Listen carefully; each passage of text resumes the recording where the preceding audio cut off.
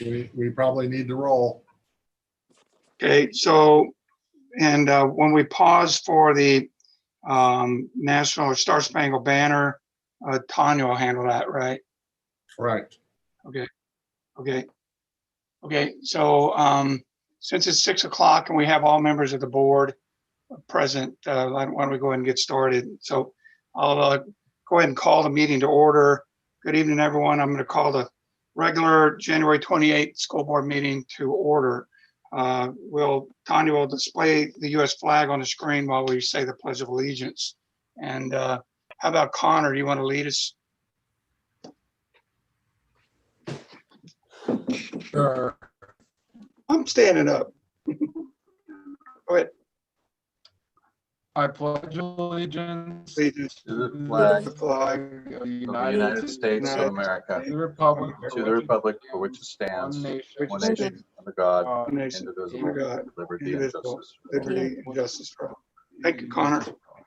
Okay, so we're going to pause for a minute, play the national anthem, Star Spangled Banner. This was put together, by the way, by the Peninsula Middle School 8th grade class.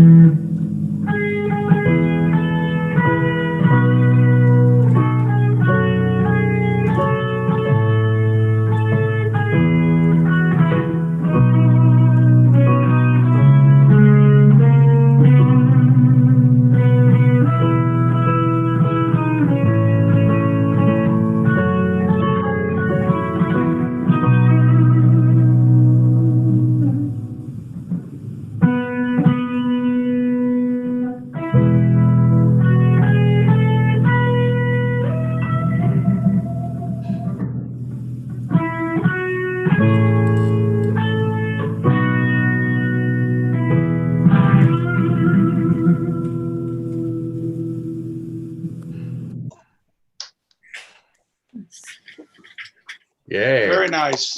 That was awesome. Thank you very much to the Peninsula Middle School 8th grade class for putting that together. Very nice. Okay, so very nice. So on March 24th, 2020, due to the Washington State of Emergency Declaration, the leadership of Washington's legislature issued statutory waivers and suspensions related to the Open Public Meetings Act and the Public Records Act. The waivers and the suspensions are still in effect. Per Proclamation 20-28.14, the Peninsula School District Board of Directors is prohibited from conducting meetings in person. Therefore, this meeting will be held virtually. Prior notice has been given to the community regarding how to watch this meeting live stream online and how to listen to the meeting through the telephone. Instructions were also provided on how to provide public comment to the board. The meeting agenda has been reviewed and we deem all items on the agenda to be routine and necessary. With regard to routine matters, board members have reviewed the agenda and have had the opportunity to clarify questions with the superintendent prior to the board meeting.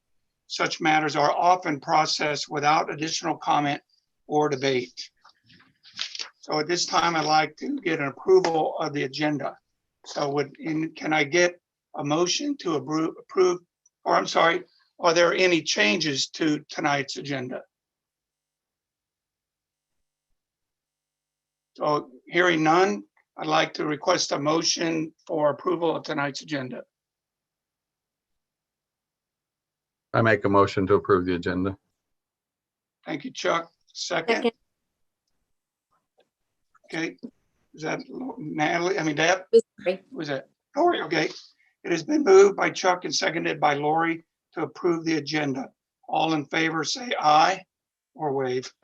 Aye. Aye. Aye. All opposed? Okay, the motion is carried. The agenda is approved. Thank you. Okay, so at this time, we're going to pause for the Peninsula High School has made a video for the board, and Tanya will share that with us.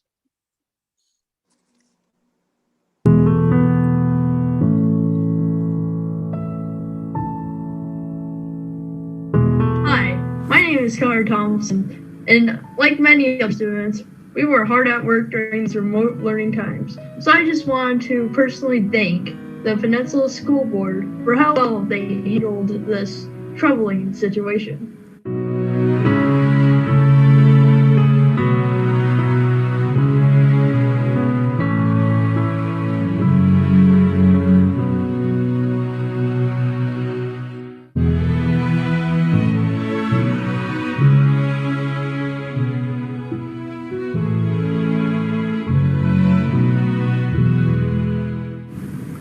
Hi, I'm Nevaeh Christensen from Peninsula High School, and I would like to personally thank the Peninsula High School School Board for their great services during these hard times. Thank you.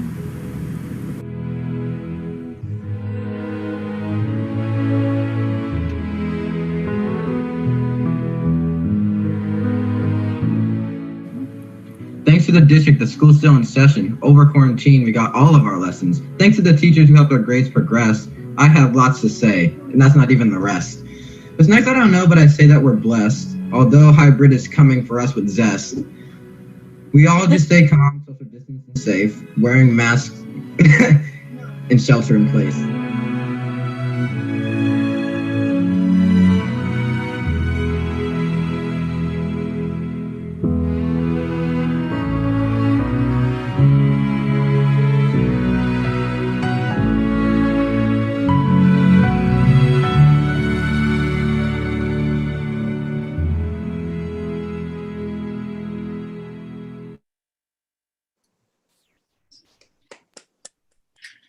Thank you very much, Peninsula High School. That was awesome. Very much appreciated by the school board. Thank you.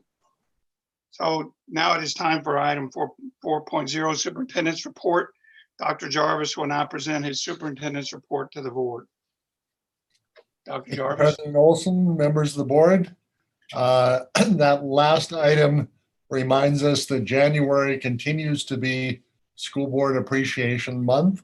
We had a chance to share some student views and others, and thank you on behalf of the staff. But again, we take one more opportunity to say the job that you do for this community and for this school district is deeply appreciated. Thank you. I have what really amounts to a three-part superintendent's report tonight. The first part I'll try to keep relatively short. That's me sharing a few thoughts with you. And then we'll move to a recognition award. And then we'll move to Mr. Jay Hambley, who has assisted us through a boundary revision report and bringing that to the board. But what I'd like to start with is, I think, a piece that probably all of you have already considered. At 2:30 this afternoon, the governor opened up King, Pierce, and Snohomish County in phase 2. Not only is that being celebrated in the restaurants and bars and opening, allows them at least a limited reopening, but it probably is reverberating through our athletes and our activities, because phase 2 allows the athletics to begin. Example of that is that practice can begin on Monday, February 1st, i.e. next Monday, for the football team. And 1 week later for all of the other traditional fall sports that have not yet started. Within approximately 3 weeks or so, I think you'll see the fish bowl occurring, and the downer will be that instead of the thousands and thousands of people that seemingly show up, we will be limited to a crowd of 200. So by and large, it will probably mean things like parents only and a very limited attendance. But I couldn't be more excited on behalf of our kids as they begin to come back for the activities and the the athletics. Today we were having a conversation with Gig Harbor High School about a drama production that will be live streamed and put together. And in each of these, we're trying to do some things that if we can do it, there will not be charges to those people who can, the limited attendance and the live streaming. So we're going to try to make it as accessible as possible to a broad audience, but it'll have to be virtual, as are our board meetings. So in that enthusiasm and I guess the excitement of watching phase 2, even though phase 2 does not technically change the school reentry, it is another sign that throughout the state and particularly in our region, the trends are flattening and downward. We're seeing, if you look at the average, that's not yet the delayed average, but we have the preview of what's occurring. It appears that we're moving into the moderate phase and out of the high caseload phase. So I say that with enthusiasm as you're watching last week, the second graders return to the district. There were just a tremendous number of happy smiles and faces, and I'm just talking about the parents. The reality of getting the kids back in school with the teachers was truly exciting. The 3 through 5 will commence on February 4th. And while February 4th seemed a ways away, it's now 1 week away. And our kids will return on really the hybrid that you heard about last week in some detail of how that works. So I think what I'm saying there is there are lots of signs that we're able, as we approach this beginning of the second semester and this time period, that we had hoped to get out of some of the higher numbers in the post-holiday and to see a flattening and decline after that. And we are in fact seeing that. Tomorrow, I would say at 11 o'clock, you may want to watch TVW. State Superintendent Chris Reykdal will be presenting with a business partner regarding vaccinations for school employees. So I would say to you, stay tuned with that one because I think you'll find that very supportive and uplifting on TVW. I would also like to note that it appears as we work towards that safe return that we will in fact be looking towards those landmarks literally daily and weekly to be able to say our 612 is on that horizon and we believe it's doable in the near future. I don't want to promise a date that we can't yet uphold, but we'd like to move as quickly as possible, and we see at least some optimism on the horizon. As I watch the kids perform on the Star Spangled Banner and the kids saying their appreciation to you, I think I'm not alone in saying there are an awful lot of young people and parents that would like to see the kids back as soon as possible, to say nothing of the board that I'm addressing at the moment. So we're there. And with that, I'm going to just say there's optimism. We're believing we're heading in the right direction. And we're now approaching February. So I'm hoping it becomes more and more doable. A second thing I'd like to celebrate in my report would be, if you haven't become familiar, and I know a few of you are and could recite it, the NNDCC, the National Navy Defense Cadet Corps.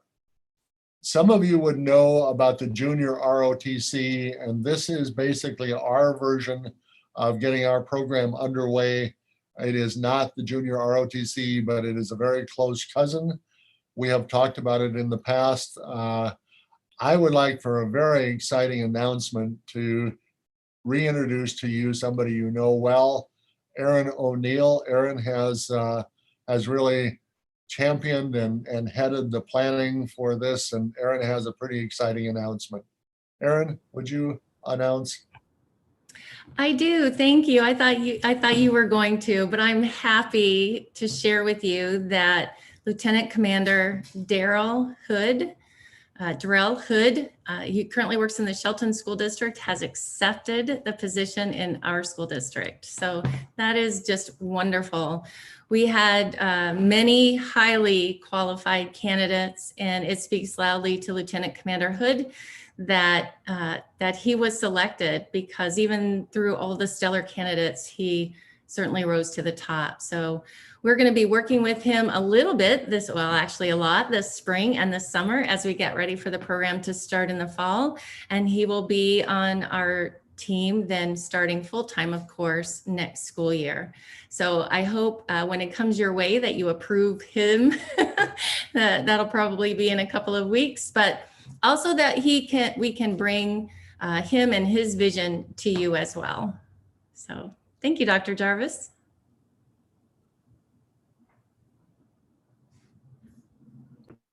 You're on mute, Art.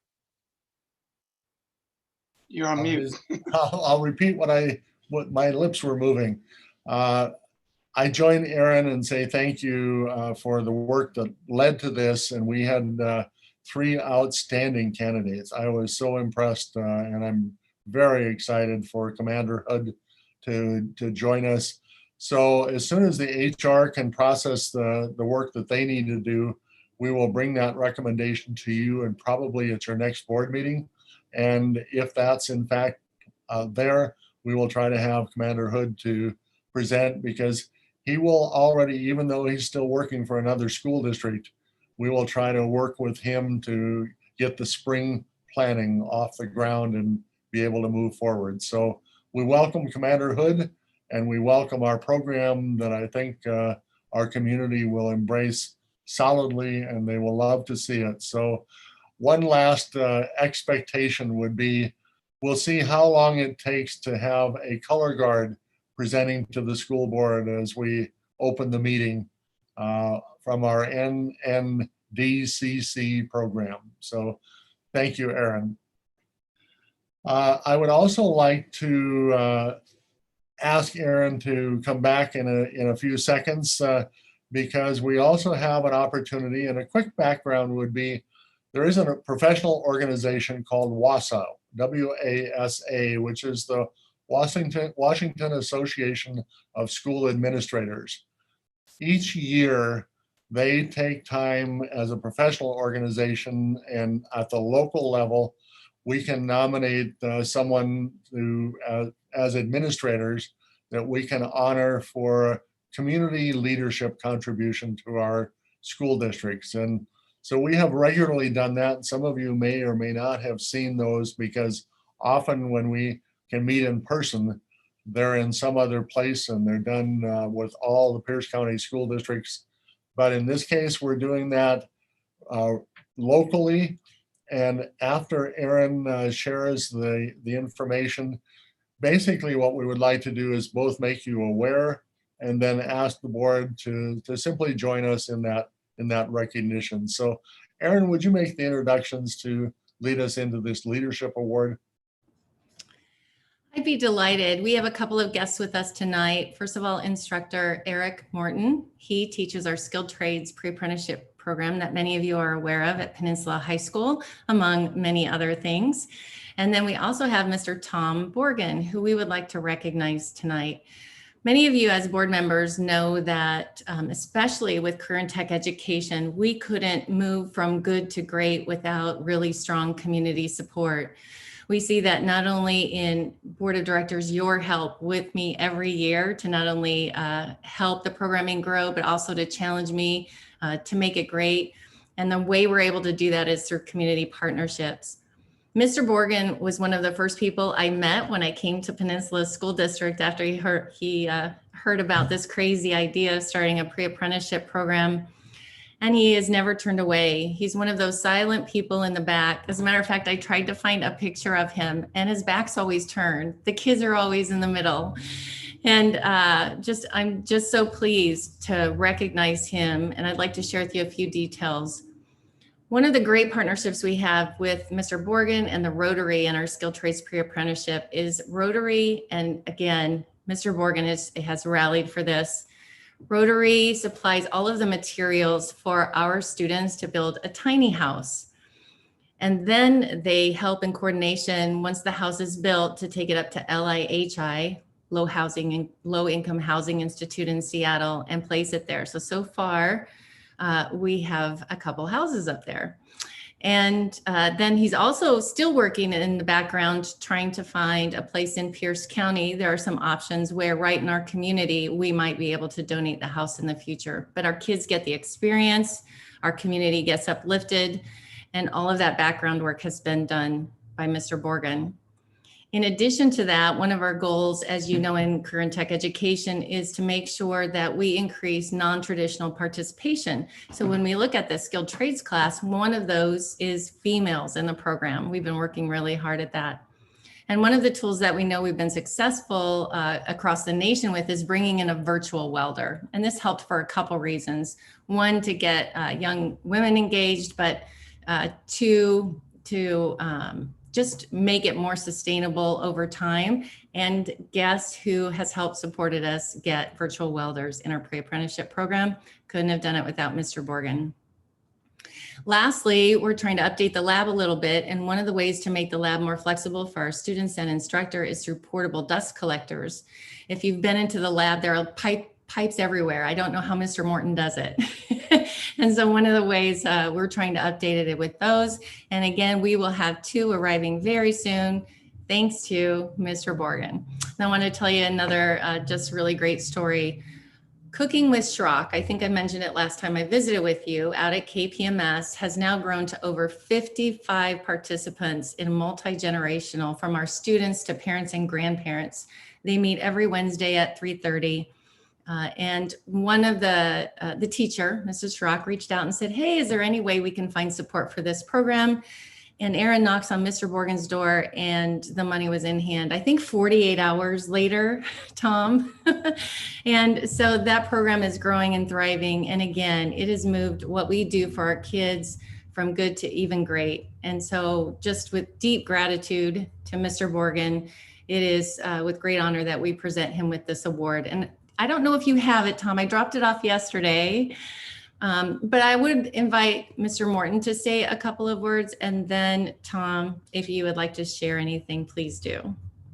Eric? Great, thank you, Erin. The continued support from Tom and Rotary has really taken the skilled trades program to a whole new level over the last couple of years. The satisfaction, knowledge, and actual experiences the students gain from the capstone project of the tiny house Erin mentioned has been remarkable. Not only are the students gaining practical life skills, they gain a tremendous amount of pride knowing they are constructing a building that will go to better the lives of others. The students take such pride knowing they are building the tiny house for those who are in need, and it gives the students a sense of giving back many have never felt before. It has been an extremely meaningful experience for many of the students. The class, and specifically the tiny house project, has given the students a sense of belonging to a team they don't otherwise have. The personal growth I have witnessed in the students due to the experiences provided by Tom and the Gig Harbor Rotary Club has been remarkable to witness. Thank you, Tom, for providing such rich experiences for our students over these last years. Thank you. Thank you, Eric. Tom, would you like to say anything? Sure, I'll always take the opportunity to say something. Really, I thank you for the award. It's really appreciated. But what programs like the Skilled Trades and Tiny House Initiative are really about is not one individual's efforts. It's the community and the district working together to create opportunities and, more importantly, career pathways that can ignite students' passions and interests. When you can add in an element like learning to give back to the community through building a tiny house for a homeless person, it's really a pretty powerful life and learning experience. And it's really candidly through the vision and passion and hard work of Aaron and Eric that the program's a success. Their efforts in reaching out to partners like Rotary and others creates greater impact and candidly leverages resources. It's really a win for all. And I'm just lucky to be tagging along for the ride. In closing, I'd like to thank the board for your vision in recognizing the impact that this program can have on kids, and more importantly, for taking a risk to give it a chance. I'd urge the board going forward to provide the needed resources, especially in upgrading the Peninsula High School shop to keep up with the needs of a rapidly evolving building industry.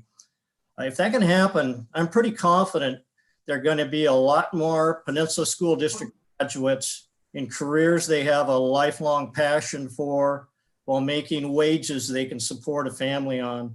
So really, thanks again for the opportunity to be a part of it. And thank you, Aaron and Eric. Thank you, Tom, for everything you've done. Thank It's a you, great Aaron. program. Yes, Tom, thank you so much. It's been fun working with you over the years, and I really appreciate you helping to bridge that gap so we're not working in silos, we're working as partners in the community. Thank you so much. Thank you. You can be assured that we're going to support the program any way I can make happen. Have a good night, everyone. Thank you so much for all you do. Thank you, Aaron. Thank you, Eric. You guys are great. So then thank you, Tom, for that. We deeply appreciate it. The third part of the superintendent's report is a continuation of work that's been underway now, at least talked about for quite some time, but in the last few weeks has been carefully tendered and moved forward with the assistance of Mr. Jay Hambley. And it's my pleasure to introduce Jay Hambley with the background that Mr. Hambley has facilitated the Boundary Review Committee. And last week, he had a chance to send you a preliminary report as board members on the work of that committee. And in essence, I'll lay the groundwork very quickly that the report that Mr. Hambley is delivering to you is his work with the committee and the committee's thoughts and recommendations. As that's transferred to the board, the basic plan would be that if you, as a board, feel that there is one plan that you would like to give at least a tentative approval to tonight, that plan would then be taken back through all of the detailing in the school district. So we didn't ask the committee to go street by street. We asked them to work in concepts, and you'll hear more of that shortly. But we would ask the board to consider whether or not there is a plan that you'd be willing to give a tentative approval to give back to us. We would then detail it, bring it back to you on February 11th, asking for final approval. So on that note, that you have lots of freedom as a board to look, listen, ask questions. Mr. Hambley, would you wave first so people can find you on the screen? And my pleasure to introduce you to a very talented administrator, one of those people that occasionally somehow thinks that the R word of retirement is real, and that it's my job to try to use that talent in areas like we have at this point. So Mr. Hambley, welcome, and thank you for your work in the district. Thank you, Art. I appreciate it. Well, good evening to every one of you. I just want to begin by asking a question. Have all of you had a chance to read through the report that was given to you? Is there anybody that has not done that, so that I make sure I speak to that as an issue? Okay, great. So you've all had a chance to look at it. I'd like to just say to you overall, when Art put the thought in my head, he said, I really want this Citizens Committee to look at the 4 options that have been developed for redistricting the attendance boundaries for the elementary schools, and provide as much input as possible to the school board so that they can make the best possible decision about the next direction on redistricting the boundaries. So I had that as a responsibility as a facilitator, and I want to begin by saying to you, Art indicated that you were responsible for selecting the committee.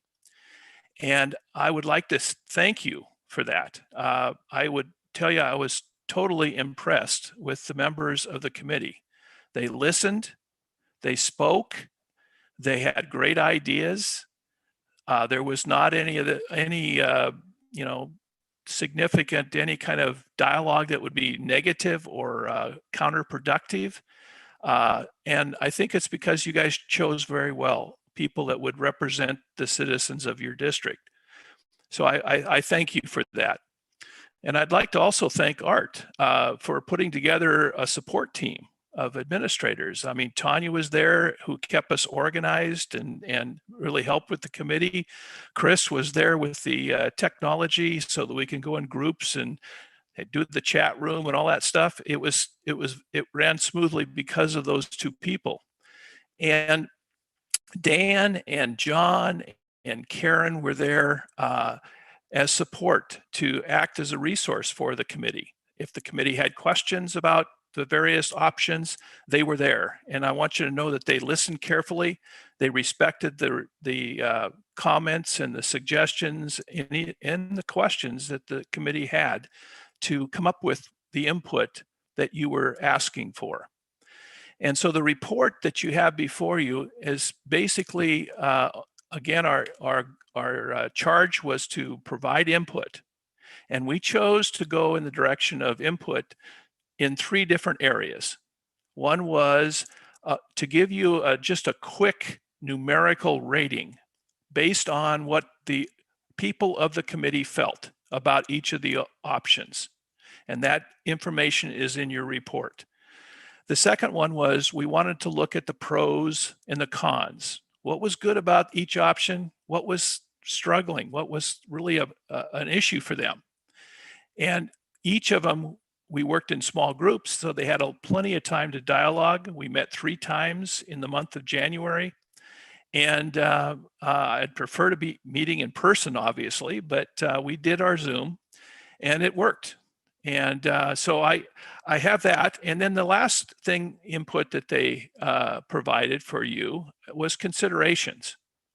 And those are things that they felt that they wanted you to hear about each of the options and how they felt about them, what they would like you to maybe possibly consider if you chose option 1 or 2 or 3 or 4. And those 3 pieces of input, the ratings, the considerations, and the pros and cons, are on the report for you. And hopefully they're clear enough and succinct enough so that you can make heads or tails about what they're trying to say. What I'd like to do is I'd like to summarize, and I know that there's a lot of information in there, and I hope it'll help the board make a decision. And I know that's a tough one. I've been part of several of these, and it's never easy. It's a very emotional process. And so I applaud the board for taking this on, because it's not an easy one.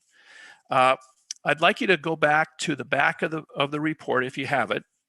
And the part that I wanted just to emphasize to you is some of the considerations were ones that went over and became part of all 4 of them.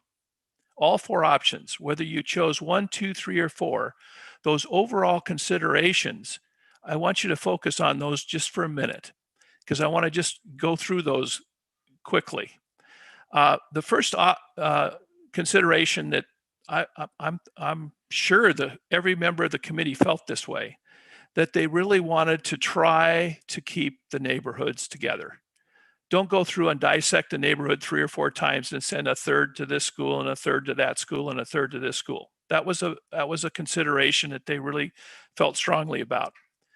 They were very cognizant of transportation distance, not only for parents, but also for the transportation, the buses that have to travel, and the kids that are riding on those buses for a length of time. Another consideration which came up several times, was the middle school boundaries. And they would really want the board to really consider trying as best they can to make sure that a full elementary school goes to a particular middle school, so that an elementary school isn't divided into 3 or 4 parts and a third of the population goes to this middle school and another third goes to this one, and so on. They really hope that the boundary for the middle schools can be developed to the extent it can be. You know, nothing is perfect, but as best they can, they would like the middle school boundaries to be aligned with the elementaries. They also talked about the need for grandfathering, if possible, older kids in the elementary schools. So if by chance a student who has been at that school for 5 years suddenly is being told that they need to go to a different school next year because of these boundary changes, they have the option to grandfather and stay where they're at, kind of thing, to honor that. They also felt, and they felt the 4 options did a fairly good job of trying to balance each of the school's population so that there was room for growth to an extent. And so they wanted to encourage us that we monitor that or use that as a real consideration, because there needs to be room to grow in each of the buildings and somewhat of a balance between them all. And the last one deals with diversity. And this was a very interesting one because they felt they wanted to make sure that a particular ethnic group or whatever wasn't targeted to be the ones that do all the adjustings and all the changes. So they wanted us to be mindful of that as a change. So those are sort of the overall ones that apply to any of those options that you have to choose from. But I wanted to point those out because those were repeatedly voiced by the committee several times. And so I wanted to make sure those were emphasized. So at this point, I'd like to open it up if you have any questions. I know that, let's see, I think Karen's here and John's here and Dan's here, and they were awesome in these meetings. And they obviously can answer any questions as well. So real quick before the board members ask questions, Art, I know the board is aware of this, but for members of the community that may be watching and may not understand the process, can you talk a little bit about the difference, just high level, what the difference is between, or Karen can, because she was around when we did this, 5 years ago, I think, Karen, we redistricted and it was a different process. Could you just summarize the difference between this time and the last time we did it? Sure. Conceptually, I'll jump in and then let Karen add. Obviously, I wasn't here the last time you did it, so there are some differences. But the main difference was we approached this with how do we make the best use of the committee as they look at concepts, as they work from a proverbial 35,000 foot level.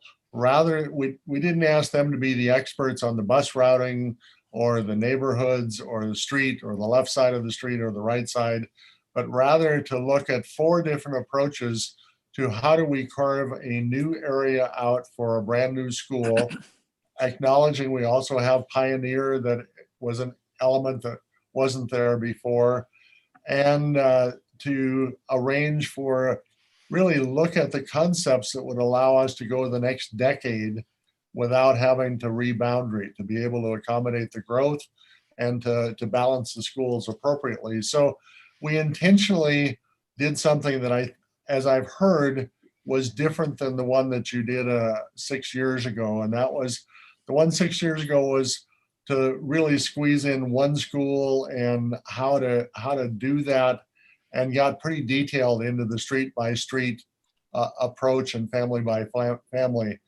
The biggest difference probably, Mr. Olson, is that by having the 10 elementary schools now factored in and the space that we have, it didn't put the schools under the pressure that we had to literally look for what family do we have to move in or out of a neighborhood in order to stay within a capacity.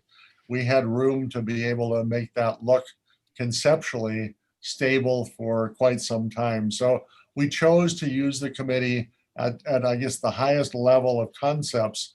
And what Mr. Hambley just went through was an example of that. Rather than ask them to decide whether we should be using the left side of the street or the right side of the street, we wanted them to talk in terms of the overall picture. So I don't know if that answers particularly, and Karen, you can certainly jump in as you've witnessed both.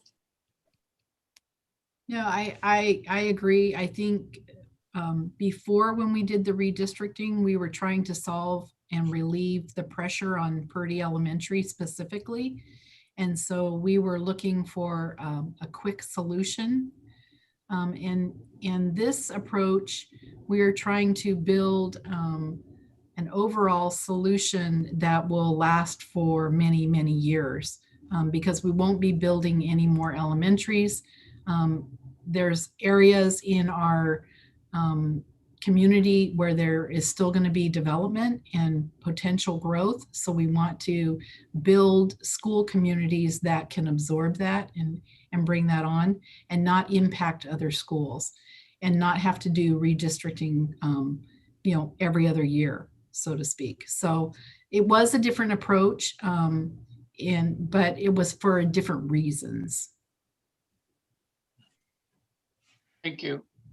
Just remember, I know last time, I think it was like 6 weeks and many, many meetings and lots of people. So I just wanted to make sure you explain that. I was there when we did that, but I just wanted everybody else to know. So board members have questions? Hello. First, I would want to express my appreciation to the district for allowing the board to bring forward committee members. I think that was a really good way to capture people from all across our district, maybe some people that hadn't been in every committee in our district before, so some new voices, and I really appreciate that. And thank you, Mr. J, for letting us know that that went well. So we'll have to, board need to do a shout out to those committee members. To Art's or David's question about what was different from last time to this time. I too was a part of that process in terms of watching it, but last time but Art articulated it was looking at overcrowding, and I likened it to back in the day, my kids cleaning their room by just kind of moving the mess around. Still great. And in this case, it was overcrowding. And so we were just moving overcrowding around. I appreciate that this time was very thoughtful and doing the best for kids and families for long term. So there's a big difference there in this attempt versus the last one. So thank you.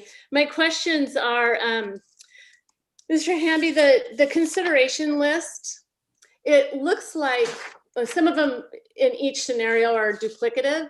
So am I to assume that all committee members' considerations were listed out here? So we're seeing all of them and not just a summary, correct? Correct. Yeah, that's great. I'm glad. I'm actually really glad that we were able to see everybody's comments. And Deborah, if I may, I just want to also say to you, they ask if they felt the same consideration for each of them. Should we put them in each of the 4 categories or each options? Yes. And I told them, yes, be sure you put them in all 4 if it applies. Yeah. Yep. Okay. So then my other question is, there were, in one of the scenarios that I liked the best so far, there were a couple of schools that were close to capacity. I think Voyager and maybe Discovery. In doing this exercise, did you look at, is the Discovery area, is the Voyager area, are those areas that we're going to see a lot of growth in the future with more homes, more families, or are we feeling confident that even though they're close to capacity, that it will still be a long-term situation, so we're not putting a bunch of portables up? And I'm going to refer that to someone at the district level, because I wasn't part of developing the options. So I'll just refer it to John or Dan or Karen. I'll actually take Art. this one, Jay. Okay. So conceptually what's behind that, Deborah, is that Voyager, if I may use that as an example, Voyager doesn't have a lot of space to draw from. It's if you go on the backside, it's water. So they don't have other schools around them except on what I will call the front side. So we were able to look at that one and say that one can be zoned to more of its capacity, and that will leave us more room in the growth area in really within the growth boundaries to expand the other elementaries. So if we did the reverse and left lots of space in Voyager, it really doesn't have a lot of growth that's going to be coming that way, and we would be underutilizing that. The other one was that is Discovery in particular. Discovery is in an interesting spot that they're going from 655 kids to 300 and some kids. So as you go to 300 and some, they're actually nearing their capacity if you ignore the fact that they've had an extra 300 students for a couple of years. So we were able, without having to downsize it further, to retain a lot of growth capacity at Discovery, to fill that one up and know that the schools around it could handle growth very well. Yeah, so I'm over answering, but to give you an idea of the concept behind it. No, that makes great. Good. My last question, and I'll pass it on, but can you expand on your thoughts on grandfathering? I'll jump in, and then those who were actually there can speak on behalf of the committee. There is the issue of what will the new boundaries be, and then there's a second issue of how do we transition to those boundaries. So rather than looking at that and saying that overnight anybody inside one area must go to the new area, there really is a consideration that needs to be brought to the board that says, what are the priorities for transition? And one of those I think Mr. Hambley gave well, and that would be if you were to be a fifth grader next year and you spent K through 4 in that building, and the new boundary would put you in a different school, how do we grandfather you to allow you to finish at that school without having to move you? We always will have the request that parents can make to switch from one district to another, but in this case, more of the broad policy that would allow children who have been at that school and they're I'm picking on the fifth grade as an example, that they would not have to worry as they saw the new boundary, that would disenfranchise them somehow. Other than that, it requires three schools in 3 years. If you're a fifth grader who's moved as a fifth grader, you would be having to move schools three times in 3 years. I would just add a little bit that the committee talked a lot about relationships. And some of that goes to what John said about moving. Some of it goes to, it really ties into the middle school feeder idea as well, because we did have some parents, and thank you again for board members for bringing that group to us. As Mr. Hambley said, what a great group. And they reflected on the fact that some of their kids currently go to school with a peer group and create close relationships for a number of years.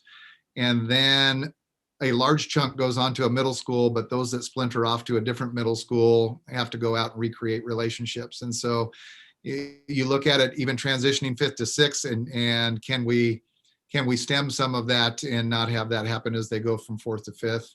And then again, how deep do we go? Lastly, Deb, if I may use your question for one other item, that would be that as we develop, as we hand it back to Karen Anderson, and I say Karen gets it next because we need to go through the details of, if you did this, if you took that suggestion or that issue, how many students would that involve? And would that still make it work? So we need to get into the details, but this gives us a list of what would be the actual boundary, how many children, and then what would, if we tried to implement the grandfathering in this school at that grade, how many children might be involved, and can we do that? Or does that somehow disable the school or overload somewhere? So that's part of that next step, is that not expecting you to resolve all of what's a good suggestion, what's a not so good suggestion, can this be done? but rather to know what those are and hand them back to the example would be the transportation department, that they can tell us to the, the within 10 feet of where that family is and how to make it work. So that will come back to you within recommendations on February 11th of this is the way we would do certain of the grandfathering or the other adjustments.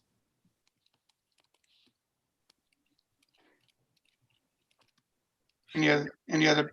If I may, You got another one, Deb? No, I maybe at the end if it's not asked. Okay. Lori, Natalie, Chuck.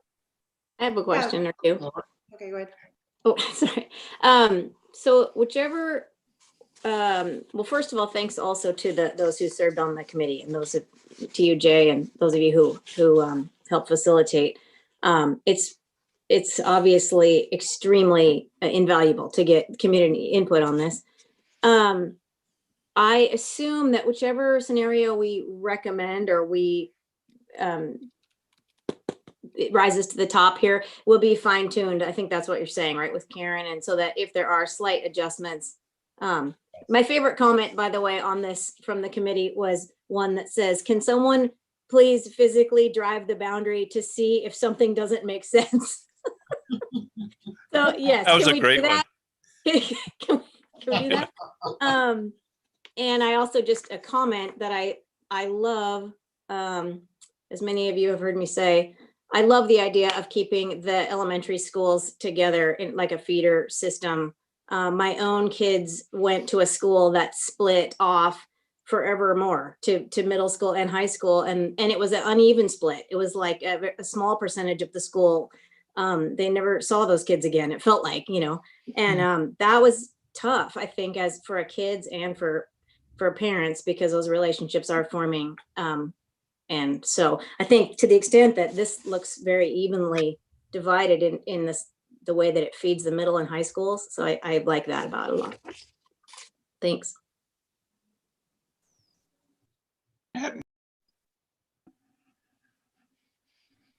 Me? Okay, mine also, thank you to everyone who served on this committee. I think we had a really great representation from across all schools. I have one really basic question. If you're just looking at the capacity page on scenario number 3, it doesn't have the capacity count, it has the over under. And I'm thinking I can go in and do the math and kind of figure out the capacity, but just wanted to make sure there wasn't a specific reason for that.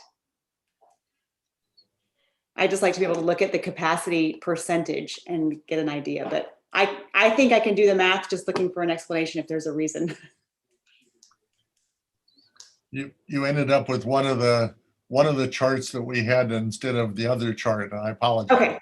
Okay, just, I can do the math and see if like scenario 3, and I know no one else can see this, where I'm looking at a chart, I can figure out the capacity for Artendale is a count plus the over under, and then, is that right? In all honesty, one of the reasons we didn't fix that, Natalie, was that that's probably not one of the most recommended if you look at the ratings. So if you surprised us tonight and said that's really the one that you love and the board favors that, we will come back with that. But in fact, it didn't seem like there was going to put a lot of energy into that one because it was not seen well by the committee. Yep, nope, not at all. And that was not intended to be a gotcha question at all. No, I just laughed because we could have fixed it, but it was sort of one of those, probably not necessary. Sure. Nope. And then I get just echoing the same. I really love the graphs and the numerical score given to this. It makes it a little bit easier for us and all of these considerations. I'm just glad, and you've already asked, glad to hear that we could probably tweak a little bit of it to make these scenarios look better than they are. I live in the Voyager area, so I recognize that our school is already kind of at capacity, our local school, and those bus rides can be really, really long. So thanks to those who are thinking about those kids who are on the bus all day. So that's it. Thank you, Jay. Thanks to everyone who worked on this. This is great. You're welcome, Natalie. Thank you. Yep. No, I just want to say thank you for everybody that did a lot of work on this. Being out here on the Key Peninsula, we don't have a whole lot of movement in the boundaries, so it's pretty obvious for us out here. But I'm really glad to see the consideration of the middle school. That was one of the issues on the Key Peninsula, I know. I might, while you're looking at the expertise, I might note that Tanya Beatty became the expert in the mapping.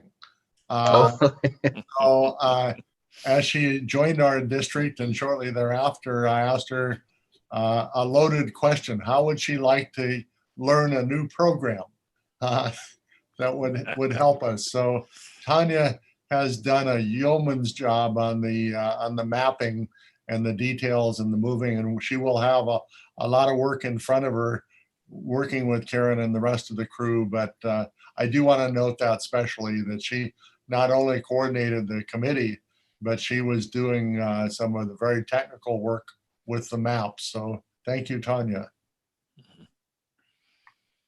And Deb, you said you might have another question if it wasn't asked. Yeah, so I'm sorry if I missed this. I know there was discussion about the desire to have elementary schools feed into a particular middle school, so we're not breaking those up. But are you putting forth a scenario for middle schools tonight, or is that something for a future discussion? That's a great question, but let me describe what you're really doing. As if you picked a scenario 1, 2, 3, or 4 and handed it back, and Karen brought it back on February 11th, when you finalize the boundary for, and this is by example, when you finalize the boundaries for Voyager and Artendale, those 2 schools would be the 2 schools that feed Kopachuk Middle School. So as you adjusted the elementary boundaries and made them in their final form, those become then collectively between the 2 of them, the boundaries for Kopachuk Middle School. As you would do the same with Purdy and ES9, those 2 would become the boundaries for Harbor Ridge Middle School, and so forth. So the boundaries for the middle schools actually become and coincide with the new boundaries for the elementary school by definition. So what you don't want to do there is to have somebody inventing middle school boundaries separate from elementary boundaries and then trying to make them go to the same place. So it really, you work on the elementary, and once the elementary is finalized, you actually have then finalized the middle school boundaries in the end product. And I guess with the expansions of KPMS and Kopachuk, we're going to be able to accommodate that, to have those elementaries feed into it. Correct. Good. Okay. And then I guess my last question, assuming we move forward and February 11th, we look at it in this more detail and the elements that Karen will also bring to us, at what point do we show the parents, and what is the process for them to see that and that it's clearly communicated if they want to apply for a grandfathering, that there's ample time, and I'm assuming it would be for next fall, there's ample time and a clear communication that they know what the process is? So the plan would be that if you favored a certain plan this evening, that plan will become widely known. The final boundary will be under the details will be worked on, but David Brooks, as ES9 principal, planning principal, will immediately have access to families to begin the naming process, even before February 11th finalization of that. So we won't wait for some of those details. So families are going to have this immediately. It will be a public record. It's just they won't have 4 plans in front of them. They'll have the preferred plan, and then they'll have to wait as Karen and her detailers work through if there's whether a boundary should go all the way through a street or outside the street or through a no man's land where there aren't any streets. There could be some shifts there, but by and large, that'll be around the edges, not moving the bulk of that. Does that answer the question? It does. And I just want to make sure that we're giving parents the information of what the grandfathering guidelines would be and just the process of going about it, just so they're informed. Thank you. And I'll say I appreciate Deb's question. I was actually going to not ask that exact same question, but I was going to point out to the board, you know, I met with Art yesterday and discussed that a little bit with him, and that by being able to make a decision sooner than later on this, it will allow David Brooks to start reaching out and starting their naming process. So, so I appreciate that coming up. And so I want to say, I know all the board members had a chance to review the maps before the committee started their discussion. And I don't know about the rest of the board, but I'm very happily surprised or pleasantly surprised that the two that I didn't like, they don't like either. So they came out with the one that I, you know, immediately jumped at and liked, turned out to be the one that they chose, and no board involvement. So I was really pleased to see the work that they did. And I appreciate, Jay, that you were able to facilitate that and all the work that John, Karen, Tanya, and Dan put forward to it. I know the makeup of that committee, and it is a great cross of our community. So it was a great team. I'd like to know, and I know that that Hope is filling in for Tyson tonight, but did Connor or Tyson get an opportunity to look at the maps, or did they not? I was able to, I was, due to it being kind of the last month of the semester, I was only able to attend one of the meetings, but it was one of the ones where we got into a group discussion. So I will say that we did see the maps, at least I'm pretty sure Tyson was there as well. But it was, all of us kind of had the same ideas. It wasn't really like, there wasn't any huge debates about, hey, I think this one's better. No, you're wrong. It was more of, we all just kind of had a similar idea and had similar thoughts on all of them. And we, like you said, we know which ones that were, at least I haven't seen the final ones, like the final decisions, but I can pretty much tell which ones weren't good and which ones were, just from looking at it. So. Okay, good. I'm glad you were able to be involved in the process. And I didn't David? want to leave you out. Yes. Yes. David, I just want to piggyback on that. I when they showed up at that, I think it was that Connor was the second meeting that you arrived at. It was the second one. And I talked to each of them, and the first thing out of their thing is I said, have you had a chance? And they held up their notes that they were going to share. They were already prepared. So that was pretty awesome, Connor. Thanks. Thank you. So I guess with that, Art, after hearing everything, do you need us to just as a board tentatively or say that we're prepared to move forward with the committee's recommendation? And this could be done just by a simple consensus if there is a consensus plan. If there's no consensus, then I would ask you to take a vote on what one or more of the plans you'd like to see refined. The temptation was for us to immediately take the committee's work and mix in all their suggestions and bring it to the board. But we felt that wasn't a fair representation of what the committee's work and what we wanted to bring to you. So that's why we chose to say, here are the kind of suggestions. We'll take it back and do that. But let's start with the plan that you really feel represents what you want and what you hear from your committee. So you can do it by consensus. If there's no consensus, I would ask for a vote for at least a tentative look at what plans we should develop further. Okay. Well, I'll say for me, you know, that we tasked members of the committee that our individual board members each had an opportunity to provide 5 names to serve on that committee. And for me, having tasked those 5 members of the community to work with the district and with Jay on this, I would appreciate moving forward with their recommendation. So I would support scenario number 2. Any other discussion? Anyone want Idiot. one or something else? Chuck? I was going to second your motion. If you, yeah. Not a vote. Two. I would say, looking at it as well, scenario 2 had the most pros and the least cons. It also had the biggest list of considerations. And so I would like to move forward with looking at all of those considerations when we come back on February 11th, rather than looking at 2 of them and see. I'd rather just move forward with one, but explore all of those considerations, because I think that was really a well thought out list.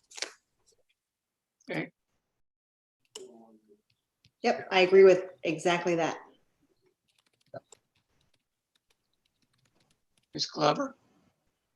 I would agree as well, and also just think it's important to, well, two things. Quick question for Jay. Would you say that, I think it's important to note that the board was not a part of this committee. So this is so we're really appreciating this report from the committee, as it should be, really. So we're taking their feedback. But would you say that they were enthusiastic about scenario 2, the one they identified as their favorite, or is that? Well, that's pretty hard, sometimes hard to evaluate the enthusiasm. But I guess what I would say to you is I would take all 3 areas, the ratings, the pros and cons, and use that as your guide to the enthusiasm piece. Because I think that some of them, some of them had little caveats. Those came out in considerations or cons. Right. But I think you put them all together. I think that's, I don't know if you could use the word enthusiastic, but they were much more positive about that one. Yes. Okay. Yeah. Well, I mean, the score is pretty high. So yes, Yes. I would agree that that's the way to go. Thank you. And one thing, piggybacking off of Jay's comment, Lori, some of the people that I put on, or I recommended and served on the committee, also served on the one 5 or 6 years ago. And so, which was a much different process. So after the first meeting, I know some of them went to John, but they reached out to me and said, this isn't the way we did it last time. But once it was explained to them what this process was about, they fully understood. And I think, John, you would probably agree that once that was explained to them, that everything went smoother after that. I won't mention names, but okay. No, that was important difference to make. Mm-hmm. And I know it helped me a lot to understand what the outcomes, the expectations were, because I went in thinking it was going to be more like it was 6 years ago. And then once it was explained to me, that helped a lot. And I'd like to ask, can the district send out some kind of a letter of thank you to all the people that served on that committee? Yes. Okay, thank you. Okay, so looks like all 5 board members agreed to move forward with the scenario 2, taking into mind that we'd like you to focus on the considerations of the committee. Somewhere Mr. David Brooks is doing a happy dance. Okay. He has really close to his school boundaries for ES9, which was the driver behind all of this. And we thank you, because that does free us now to go that next step of really trying to figure out some of those details and the details that are important to families. And as Jay said, they're the pros and the cons and the pieces that can be looked at, and errors if there's inadvertently that we subdivided a neighborhood that was easily avoided. So we can tackle that one now. And I'm using that giant we that says Karen and friends. And Art, the happy dance Mr. Rooks is making, part of that is I anticipate a naming of the school soon. Is that correct? I think they've been waiting for this moment so that they can have some families that they could engage in that next. And I have heard a rumor that there are many names already emerging just by the idea that they will soon be there. So yes, I'll on February 11th, we'll give you if not names, at least a very tight timeline of next steps. So with that, Art, I know last year, or I guess almost 2 years ago now, when the board said to move forward and begin the naming process for Pioneer, does the board need to do anything to make that happen and to initiate, or is it just going to automatically happen? What we kind of embedded in the whole planning process for ES9 was that that would take place now in this particular sequence. So we actually charged Mr. Brooks with being the head of the committee that would bring that back to the board. So the board policy will still be the controlling one. They bring suggestions, and the board owns and controls the final naming process. So it is exactly like the other one, except that we've had a little more lead time to embed that with Mr. Brooks as part of the overall planning process. Okay, thank you. All right. So is that in your superintendent report? After an hour and 10 minutes, it does. Thank you. Okay. All right. So with that, we'll move into comments from student representatives. So Ashley is not with us this evening. So Connor, you're up first.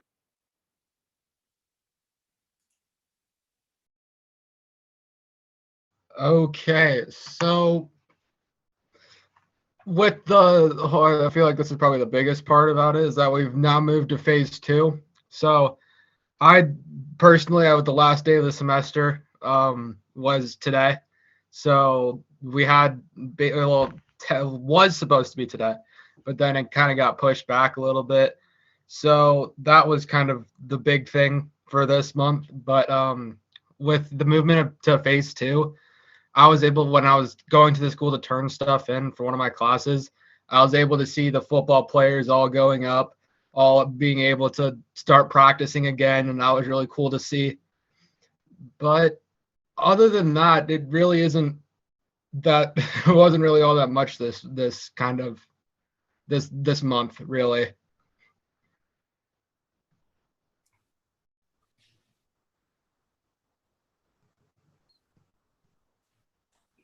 David, you're on mute.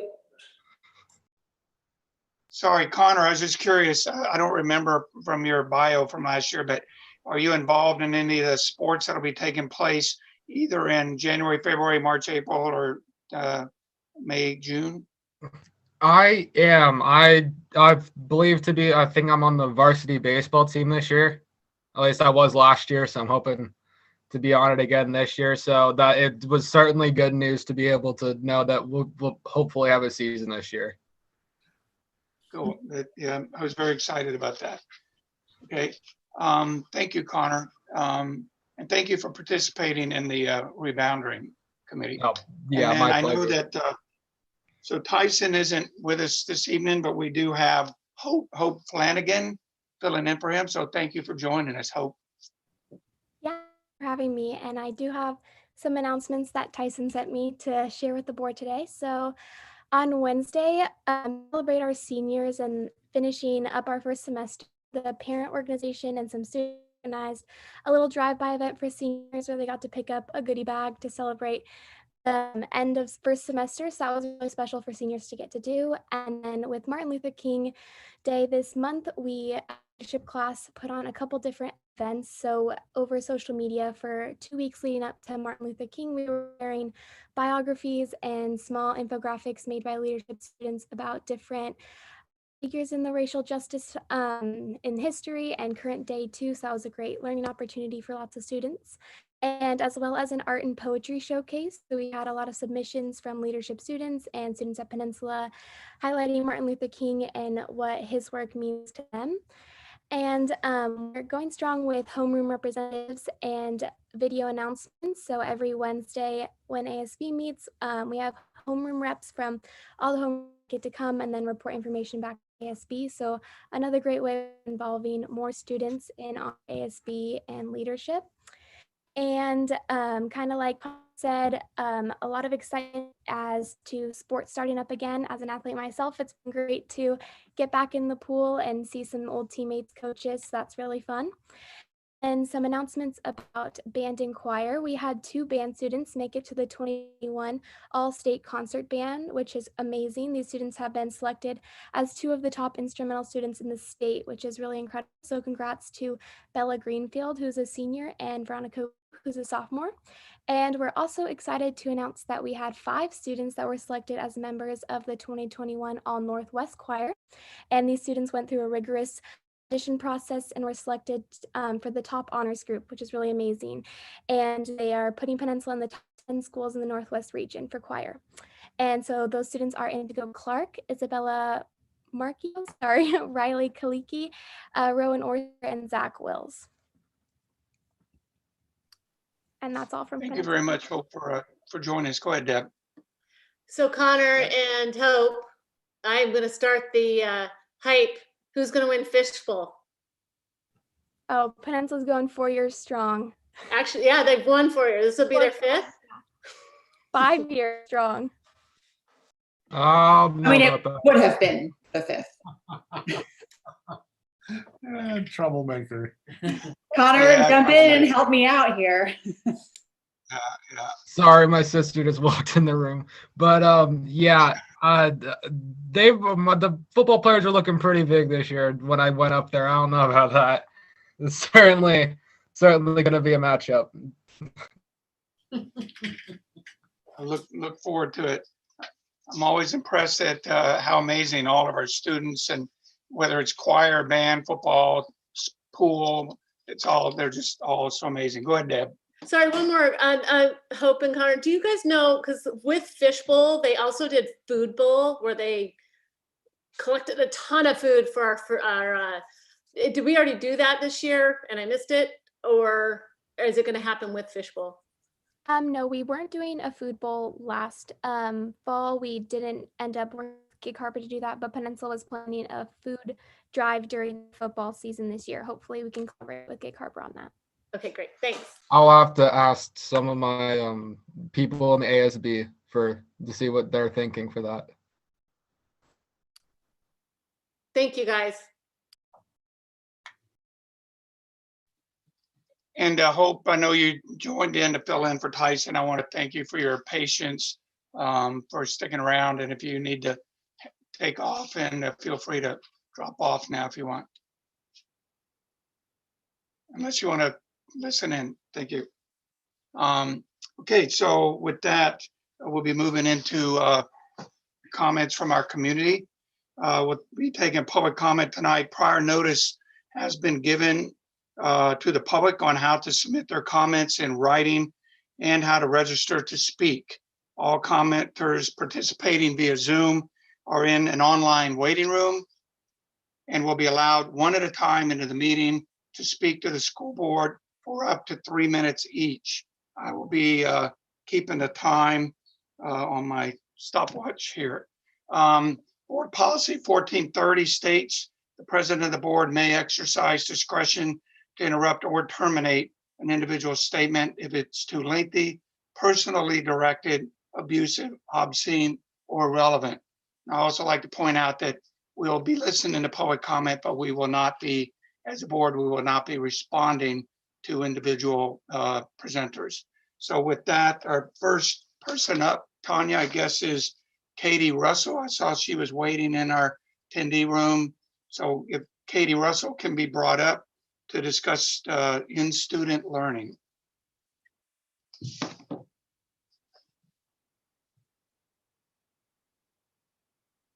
And I won't start Katie's time until she actually begins to speak.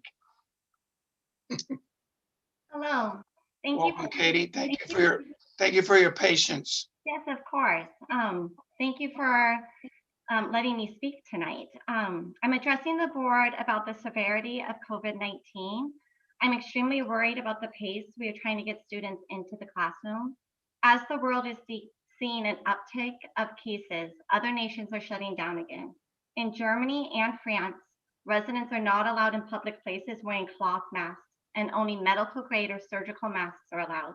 Europe and the UK are now returning to remote learning as the virus surges. As I am sure the board and PSD staff are aware that the UK variant has now made its way into Pierce County. Dr. Fauci stated on January 25th, if an individual does not have a general medical or surgical mask, that wearing 2 cloth masks would help the spread. I'm scared that our teachers and students are only wearing cloth masks. Let's learn from other countries, listen to science, and provide teachers with the appropriate safety materials. If in-person is going to succeed and not increase our community's cases and hospitalization rates, proper precautions need to be put in place, such as better masks for our teachers and students, and making sure that all ventilation systems are meeting CDC's guidelines. With our PSD staff and board, also need to lead by example. I can't express how disappointed I am in our current board with a lengthy discussion on January 14th study session meeting, discussing if they can take the superintendent candidates out to dinner. I'm beyond frustrated after watching Dr. Jarvis on January 13th take off his mask to speak with Amy Gordon on his YouTube channel, risking her health. These are not communications or actions that prove to the gig cover community that you understand the severity of this virus. Our community is trusting you to keep our teachers and children safe. Please do not fail us. Our country is so close to rolling out a vaccine. I'm hopeful that our superintendents and board members, if you haven't already, are fighting and adding their names to the growing list, asking for teachers to move up the list as a priority to receive a vaccine. I'm excited to hear what OSP announcement will be tomorrow. As I truly believe students need to be in the classroom, and many students are not succeeding with remote learning, I'm concerned about the timing and the conditions. PSD needs to be focusing on making remote learning the best option for families who are able to keep their students home. And for those students who need to be in the classroom, the school board and PSD staff's mission needs to be to communicate with our community that the education of our students comes first, and that their out of school behaviors affect our children and will result in them being able to stay in person learning. This is going to take an entire community support to not spread this virus, and everyone needs to listen to science. Thank you so much. Thank you very much, Katie. Okay, so next up we have Cody Russell. I'm assuming that's also to discuss in-student learning.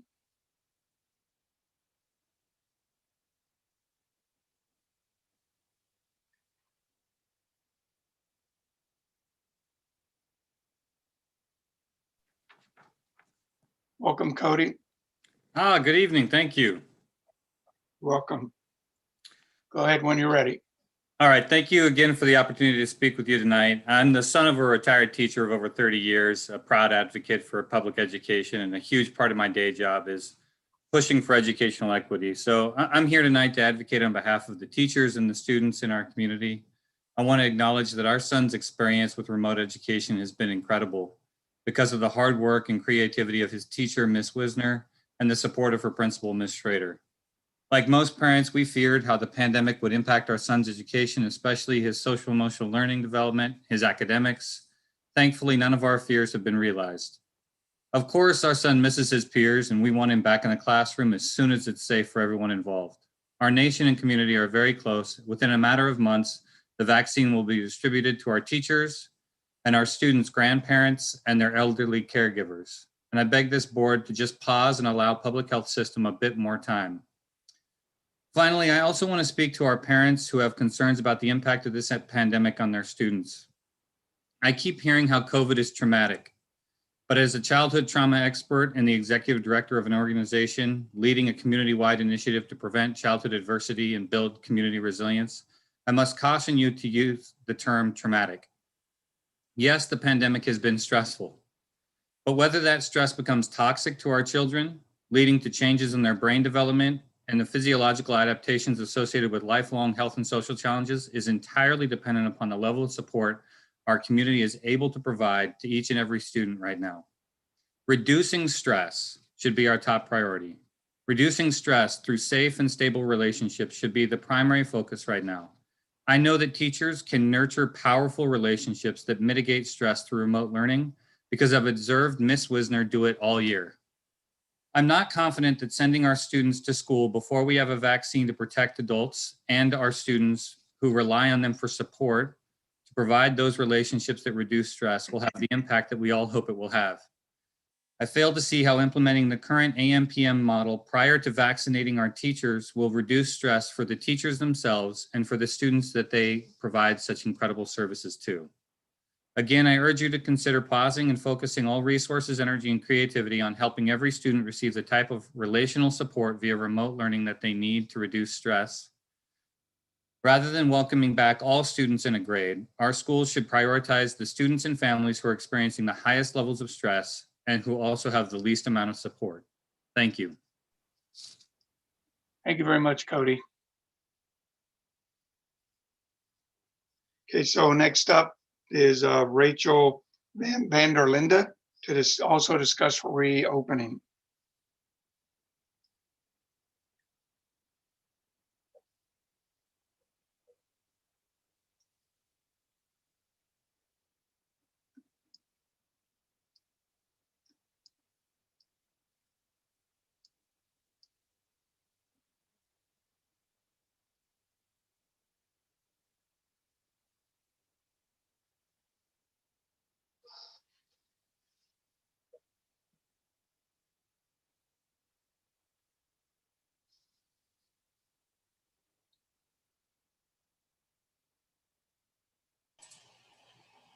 Hi there. I'm sorry. Are you able to hear me? Okay. Yes, we can hear you. Thank you. I'm sorry about that delay. Thank you for the opportunity to speak. And first of all, I've already made a decision to keep my children remote because I don't feel like these plans are safe currently to reopen. But as a registered nurse who has been immersed in this pandemic since day one, I feel a need to advocate on behalf of the safety of our students and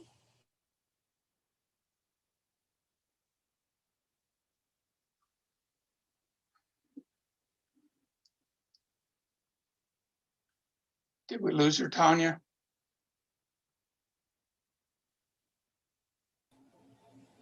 she still shows there for me. Just can't hear her. Yeah. Can't hear her.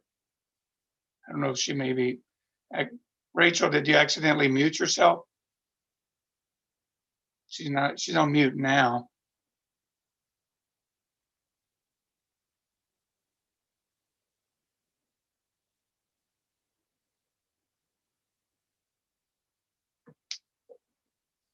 I don't know if Rachel can hear me. I don't know why that happened. Oh, there you go. Hey, Hi, hey I'm Rachel, I sorry. stopped. That's okay. I did stop your time, so I'll wait for you to begin again. So, Okay, sorry about that. I'm not sure where I left off, but I you guess talked about being a nurse. You talked about being a nurse, and you just mentioned you were a nurse, and so you want to pick up from there. right. So since the leaders of the education system here aren't going to do it, I feel a sense of responsibility to share the education of what this new strain is, as B117 is a new strain of COVID, which has been now found in Pierce County and in Snohomish. And this strain has been proven to be 50 to 70% more infectious and is impacting children equally. On Tuesday, a report came out from the UK, which indicated that the strain may possibly be 30 to 40% more deadly. And according to the CDC, the new strain is going to, quote, require extended and more rigorous implementations of public health strategies.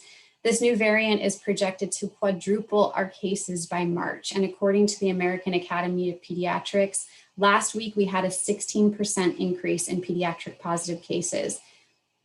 California has seen their pediatric cases triple since November. Pediatric hospitalizations have risen by 20%. It's no longer just an older person's disease, and ignorance is not bliss here in this situation. Now, it's true that most who contract it won't die, but there's so much permanent damage that's being caused to lungs and hearts, losing teeth. It's entirely preventable, but we have to make difficult and unpopular decisions to prevent these things.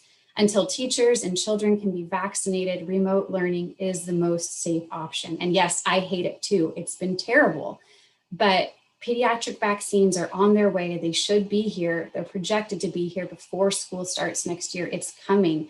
And all this time that has been spent meeting and talking about reopening the schools now, we could have been spent brainstorming on ways to help support the families and the children in your community who are struggling right now with the remote learning, but we've had no support.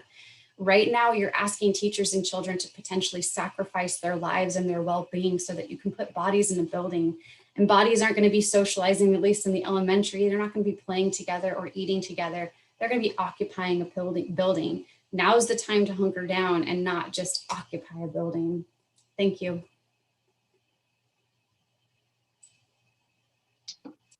Well, thank you, Rachel, for your comment.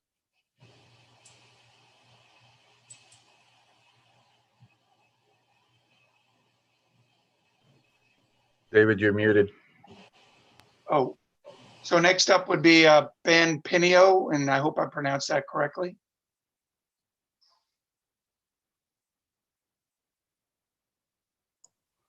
Yes, good evening. Thank you. Can you hear me? I can. Thank you for joining us. Great. Thank you all.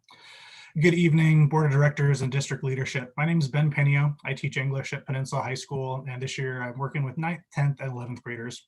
I want to start tonight by thanking our students and our families. Students have worked so hard this year. They've learned so much. They've been incredibly successful this year, and they've done so with a great deal of flexibility, resiliency, and adaptability. And their parents and guardians have had to be really flexible and adaptable as well. Many discussions around remote learning over the last several months have seemed to begin from the base perspective that remote learning has been a failure and overall unsuccessful, and that's absolutely false. My comments tonight are grounded in the perspective that all of our students, teachers, administrators, school staffs at the ground level have done phenomenal work throughout the pandemic, going all the way back to last spring, and deserve the highest level of respect and praise. I have several requests tonight. First, I'd like to request that the board and district leadership commit to publicly identifying the precise, specific metrics that you are using to support the assertion that it is now safe in Gig Harbor and Pierce County for in-person learning for our K-5 students.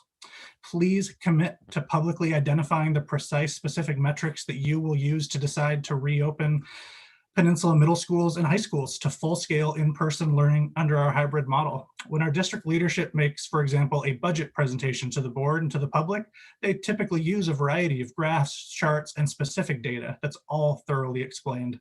When discussing the metrics used for bringing students and staff back to buildings in person on a large scale, which could affect the health of all involved, a few more specifics seems like a reasonable request. It was shameful to see so many families make this same request back in early January when secondary families were asked to make a semester-long commitment to either in-person hybrid model or the fully remote model, and they didn't get those specific answers beyond the generalities that we've heard meeting after meeting and email after email. It was also shameful that parents and families had to make this decision without knowing the specific logistics of how their child's peers in their classes would be shuffled around, how many of their child's teachers and classes would be shuffled around. Students and their families still don't know this information at the high school level, despite the new semester beginning on February 8th. Today, we're told students might not see their new schedules in Power School until Saturday, February 6th, 2 days before they begin the new semester. Please also commit to following the state guidance for reopening secondary in-person learning that recommends phasing in younger learners first at the middle school level when safe, and then if safety measures and transmission in schools and our community remain low enough, then add high school learners. Also, please follow the state guidance for opening high schools, which are asking for a case rate at or around 200 cases per 100,000 people over a 14-day period. When discussing the decision to bring back our secondary learners, please also publicly explore and discuss and dig into the data around the following facts: that young children are less susceptible to COVID-19 than our older children. Adolescents transmit the virus as often as adults and more readily than young children. Rates of severe health complications and hospitalizations for children and adolescents are much lower than for adults. In many areas and states with wide-scale in-person school reopenings, they have seen the COVID positivity rates among teachers now higher than the COVID positivity rates in their communities overall. Also, our current in-person secondary model involves students having 6 periods each day that they are in our buildings, which means in a general classroom where a teacher has their 1 prep period, that's 5 different groups of students shuffling in and out of that room and then having to go through our hallways all throughout our school buildings. But the CDC has recommended that we limit transitions amongst our students and minimize that type of contact as much as possible. Tonight, one of our speakers has also brought up ventilation at Peninsula High School. We've been told our HVAC system has a MERV 8, which is the lowest recommended for a large scale building such as ours. The CDC has said that they're not considered effective in removing coronavirus from filtered air unless the other methods of bringing in fresh air from the outside, opening windows, running 2 hours extra in the morning and afternoon is done. And even then, there is no guarantee. And we also have classrooms that don't have the same airflow as other classrooms. Some windows open, some do not. So ventilation is still an issue that needs to be explored. And how am I doing on time, Mr. Olson? You're well over, but I was trying to be gracious. So it's okay. I was going to say at the beginning, just mute me and cut me off. Thank you. That's okay. Thank you for your comments. Yep. Have a good night. Yep. Okay, so next up is Christina Bartholet.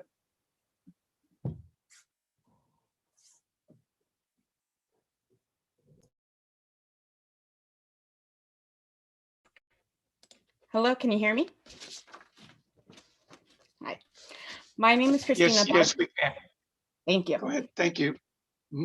My name is Christina Bartholet, and I am a teacher at Goodman Middle School. I previously spoke to the board about the rush decision to push students back this fall. To no surprise, I was not heard, and we've continued to have cases in the school rise. 1/5 of all cases since the beginning of the year have occurred in the last 2 weeks. Despite the board and district's continued anti-science stance to bring back more students amidst growing COVID cases, I want to speak to the community about the cost of the district's decision to push hybrid. No teacher is going to argue that remote learning is not ideal, but there is no proof that the proposed hybrid schedule is better. In fact, there are many arguments about why hybrid learning will be worse for students. For example, the most obvious difference in the secondary is that students currently get 4 days of structured learning with Wednesdays as an opportunity to receive extra support from their teachers. In the hybrid model, they will have only 3 days of structured learning, and that is it. But surely these 2 in-person days will make it worth it, right? Not so fast. Students are not going to be able to talk to each other at lunch because they will be eating without masks.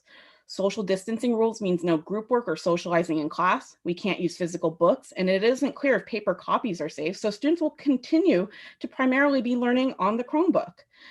Plus, there will be lost learning time every day due to staggered passing, health checks at the door, and cleaning between classes. More and more, hybrid learning does not look like any kind of meaningful education, but a way to babysit students.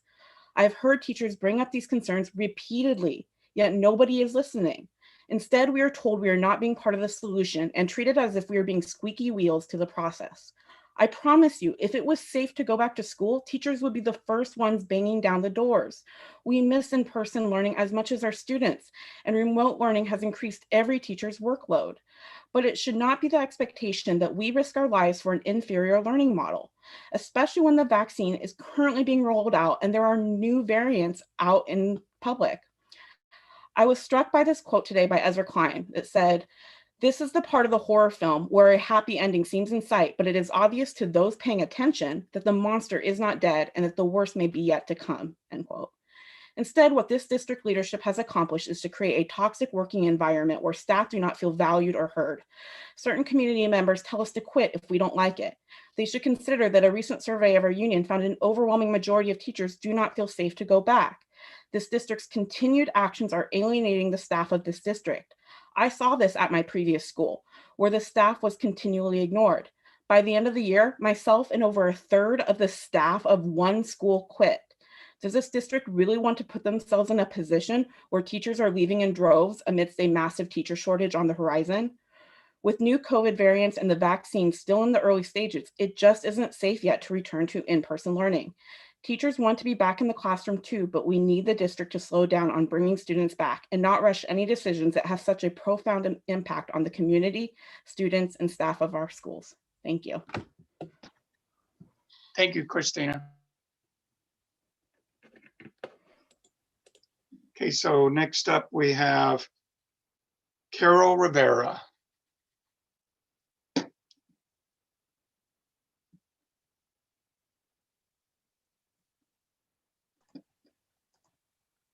Hi there. Can you see me and hear me? We can. Yes. Hello. All right. Thank Hi, my name is Carol Rivera. I'm president of the Peninsula Education Association.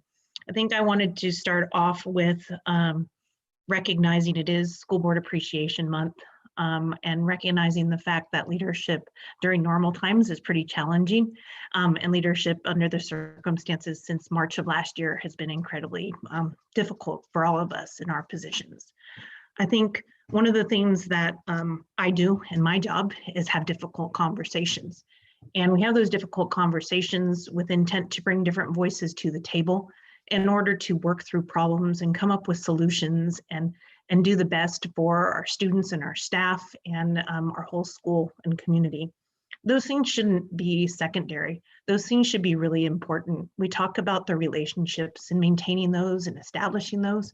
And I think I just want to make sure that you understand how important we actually are to each other and how important we are to be on the same page and to be willing to listen and to take in information and gather that. Tonight, I've listened to some of the presentations on additional things that are challenges for leadership during this time, and how I'm grateful for committee work and input and different voices that have come and formulate some of the different pieces about reopening and redistricting and those things. I'm not gonna spend a lot of time. I think there's other people who are more articulate about their individual feelings, the concerns that are out there. But I just wanna say that in my work, it is to come together with the district to voice the needs of our staff in relation to our negotiated agreements, whether it's our ongoing work and labor conditions, some of the pieces around COVID and negotiating those agreements to ensure that staff and students are safe.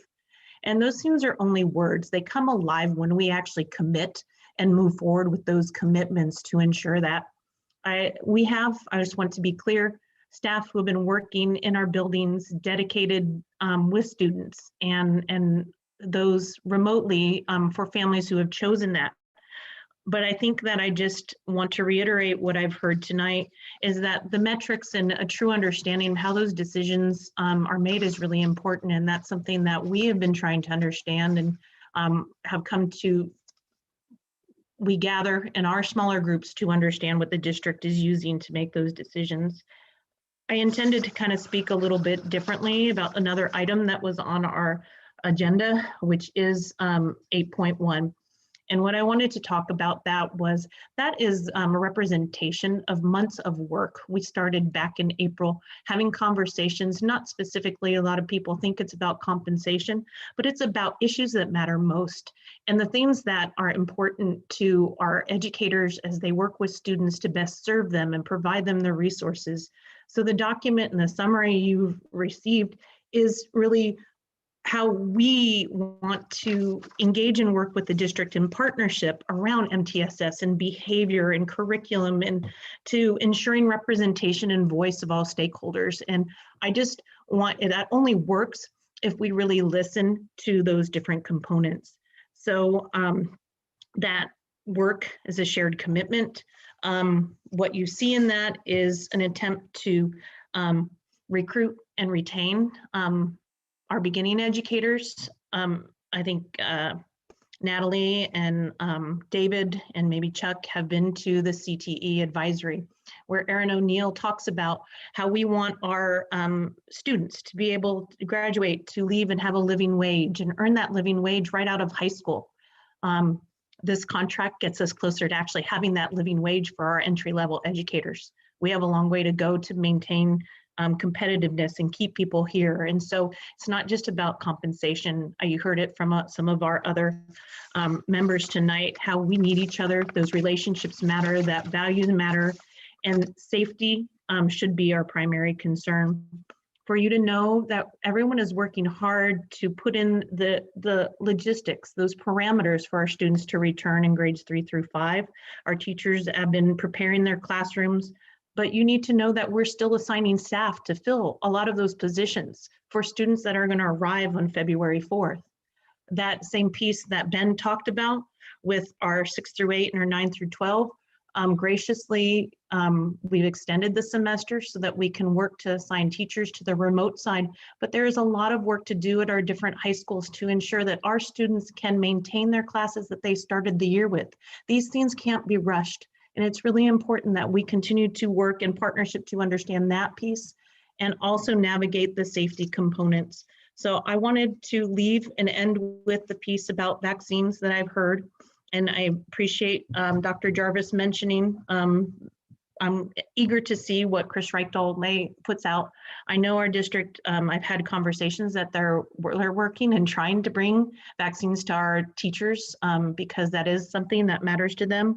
The self-tests are continuing for our staff and our students. And so I just want us to maintain our focus, work together to ensure that things are safe for our students and staff when they return in person. Thank you. Thank you, Carol. And then the last person on the list, is she on? Amy Tronzena? Tanya, I don't see her in the Zoom attendees. No.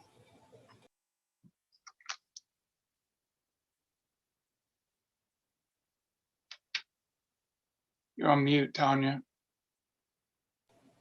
Sorry, I thought you heard me. No, she's not. We're Okay. done. All right. Thank you. Okay, so that would take us to our section 7, district reports. First up, we have a report from our Department of Learning and Innovation, Melissa Wisner and Chris Hagel.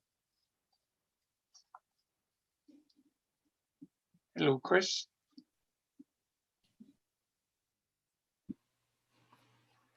Hi, Melissa. Actually, Melissa's going to Hello, take this. everybody. Good evening, members of the board.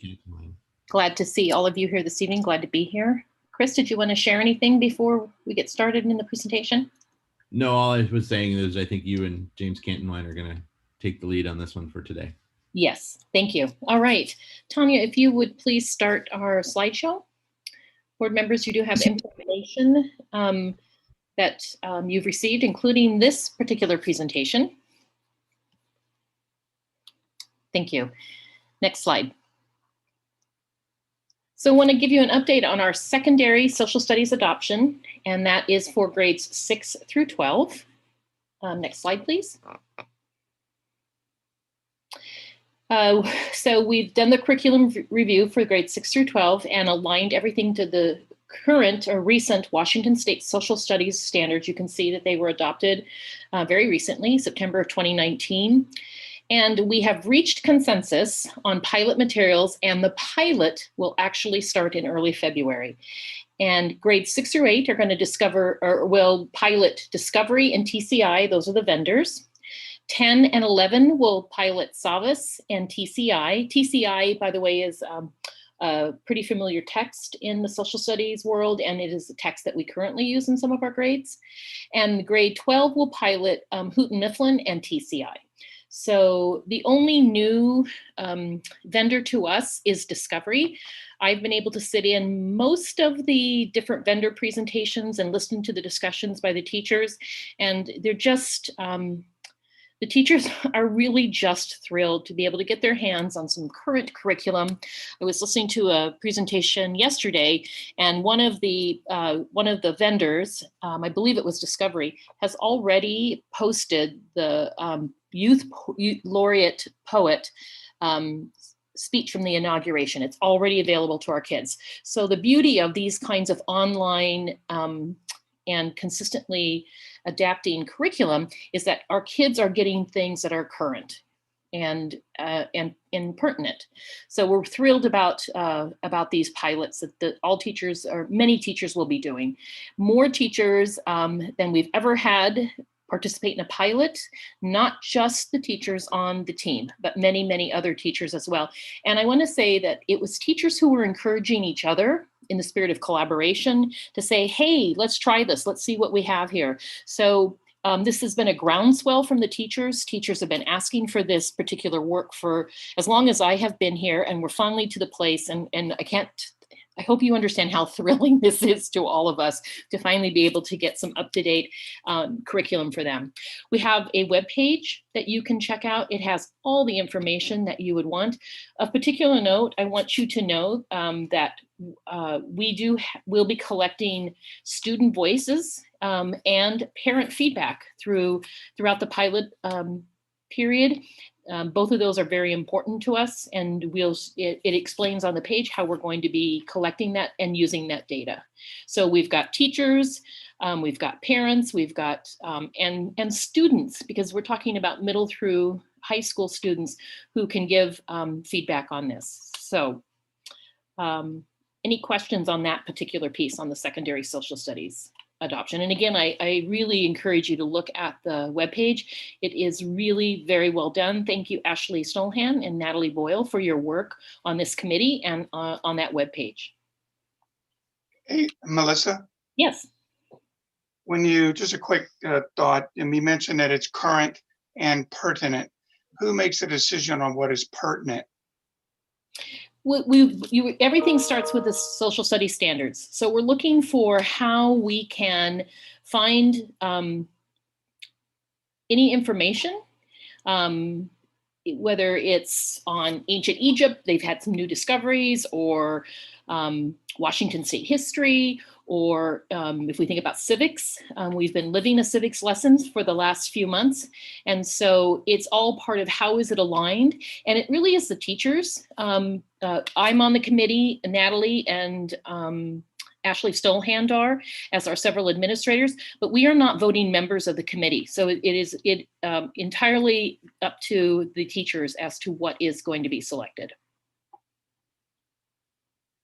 Does that answer your question, David? It does. It does. And of course, so are parents privy to the topics of discussion? Just unique times we're living in, and I just wanted to know if all views are being listened to, or is it just the individual views of the teacher that might think it's pertinent to them, but might not be pertinent to everyone in the room. I just wanted to make sure that all sides are being heard and that we're having a fair discussion. Absolutely, Dave. That's a great point.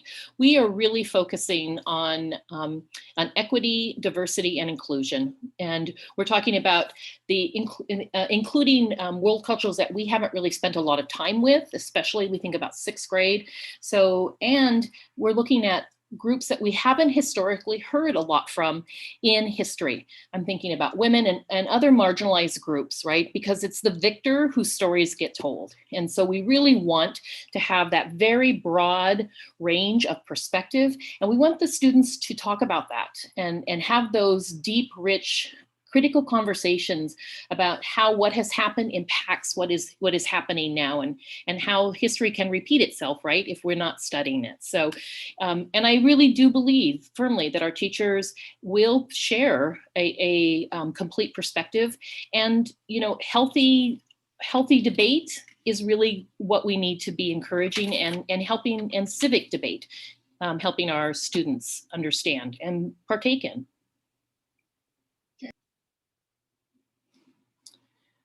All right, next.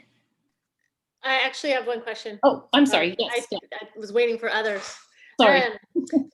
Melissa, thank you. As having kids that have gone through this the last couple of years and currently are, again, I'm very excited about a new social studies curriculum. It's been sorely missing out. Even my kids recognize it. So. Thank you for sharing the teacher input. I believe when we started talking about this, I had a concern about the timing of adoption of this and implementing and subjecting pilot programs during this already very tumultuous time in the kids and the teachers' lives. Can you just remind me again, like, why are we doing this now? And how are we considering this and the pilot program if we're looking at a hybrid and making sure our in-person and our remote kids are both being reflected and our teachers are being supported in doing this? Yeah, Yeah, those are great questions. We actually started this pilot before we closed in March, and our teachers were the ones who said, we want to continue to move forward. This is critical. We don't want to wait. And they were the ones who really are leading this work. Of course, Ashley and Natalie support them, but their desire to see this through and to have new materials in hand by next fall, I've never seen anything like that. So they are really the ones who are spearheading it and want to keep doing the work, frankly. And as I said, they're the ones who have talked to their peers and said, hey, let's do this together. Let's be able to have these collaborations. And I think that the collaboration sessions that we've been able to have on Wednesday afternoons has really encouraged teachers to reach out beyond their own department or in their building. And really, we have collaborations between the high schools more. I'm just pleased with all of the work on the part of the teachers. And for the, tell me again, Deb, the second part of your question. Just in terms of if you're anticipating that if we do have some hybrid situations and the in-person and remote experience. Because we have so many teachers that are going to be piloting, and you pilot both. Right? So it's not, because otherwise you pick the one that you know the best, right? And so each teacher will pilot both, and that includes our remote teachers as well. So students and teachers will all have access to these pilot materials. Okay, thank you. Thank you for the reminder. I know we just discussed this before, but I think it was important to point out again. Thank you. It is, thank you. Any other board members have questions about secondary social studies? I'll continue to come back and update you at meetings, and you can always reach out if you have specific questions. Happy to answer those. All right, I'm going to turn it over to James Cantonwine. Good evening. So the last time I spoke with you was about some reading and math data, and I mentioned that this was coming, the social emotional learning survey data. So if we could go to the next slide. Just a quick reminder about the topics that we measure. And we pick these topics, they're essentially the most researched across the nation, and then they're also the most closely aligned with our Washington State standards for social emotional learning. And as you can see with the examples there at the bottom, it's not that we ask a student, do you have grit? Right, that doesn't really get us anywhere. And so we ask them several questions that get around the concept of grit to try to get an idea of where they see themselves. So that idea about, how often are you able to keep working on this end goal? How often can you persist when there's difficulties? And so the kind of similar questions are asked around the same topic, and then we can kind of look at that as a whole to see where the student is at. That first set, those social emotional learning competencies, those are really, that's to some extent, it's a self-assessment of the student telling us where they are as an individual. And then the supports and environment are really the students as a whole telling us something about the school. And those tend to really be those kind of more school-wide efforts. Sometimes we joke about the set that teachers care most about is on the left, and the set that principals care most about is on the right, when we just think about sort of what's in each person's locus of control and what they have some influence over. If you could go to the next slide, please. And this is just going to hit a couple of the highlights that we saw. I think somewhat, at least to my surprise, in every topic that we measured this year, we saw an increase in students' positive responses at elementary. At least to me, that was a surprise, kind of given everything that's happened since last November when we gave this survey for the first time. That was a big surprise to me, and certainly a positive surprise. We also saw that in most topics at secondary. Again, that really bucks national trends. That is not what districts across the nation are tending to see. They're tending to see that the older a student is, the more adverse the effects are, and they're tending to see decreases at most grade levels, really nationwide. This is kind of an interesting anomaly. The most, I think, exciting thing that we saw were really large increases in teacher-student relationships as perceived by those students. I have some thoughts about why that is, that when it's the teacher who's sort of the only talking head that you see and the only one that you're maybe interacting with in the class, you certainly feel a deeper connection to that teacher. And so to some extent, it looks like some of our students are feeling more connected to their teachers than they were last year in the fall. Again, maybe a surprise, maybe not, but I think it's really interesting, and it's something for us to build on moving forward, that our teachers have been able to build these relationships with students. At secondary, we did see decreases in grit, so the students kind of self-reported perseverance, self-efficacy, their sense that they can do the things that are being assigned, that they can grow, and then their sense of belonging. And this is really sense of belonging to the school as a community. And that really points to this ongoing need that we have to connect students to each other, in addition to the connection that they're building with their teachers. So we want to make sure that we're sort of building on that. I'm always really excited to hear what our student representatives are saying, because I think those student leadership groups, particularly at the high schools, are really large drivers in how do we help students feel connected to one another. There's work that teachers can do on that, but I think the older the students get, the more that connection really comes from their fellow peers. And so that's kind of points to some ongoing work that we have at all levels. And then the next slide there is just some links that you also have to more detailed reports. If you're interested in any of those, we do have that available. Again, just kind of calling out some of those highlights. James, can you go back to the previous slide? Sure. So unfortunately, I can understand, unfortunately, due to our current situation, I can understand the decreases at the secondary level and perhaps in grit and sense of a belonging, but why are you seeing a decrease in self-efficacy? I don't know why are they not feeling motivated to complete their work. Yeah, so the types of questions, I'll give you some examples of questions that we ask. The one that we saw the largest decline in was how confident are you that you can complete all the work that is assigned in your classes? And so as we think about, our learning model has changed, that's perhaps affected some of our students' confidence, whether that's they're less certain about the tools, they're less certain about the sort of timing and environment that they're working in now, where there's a little less structure than what they're used to, perhaps.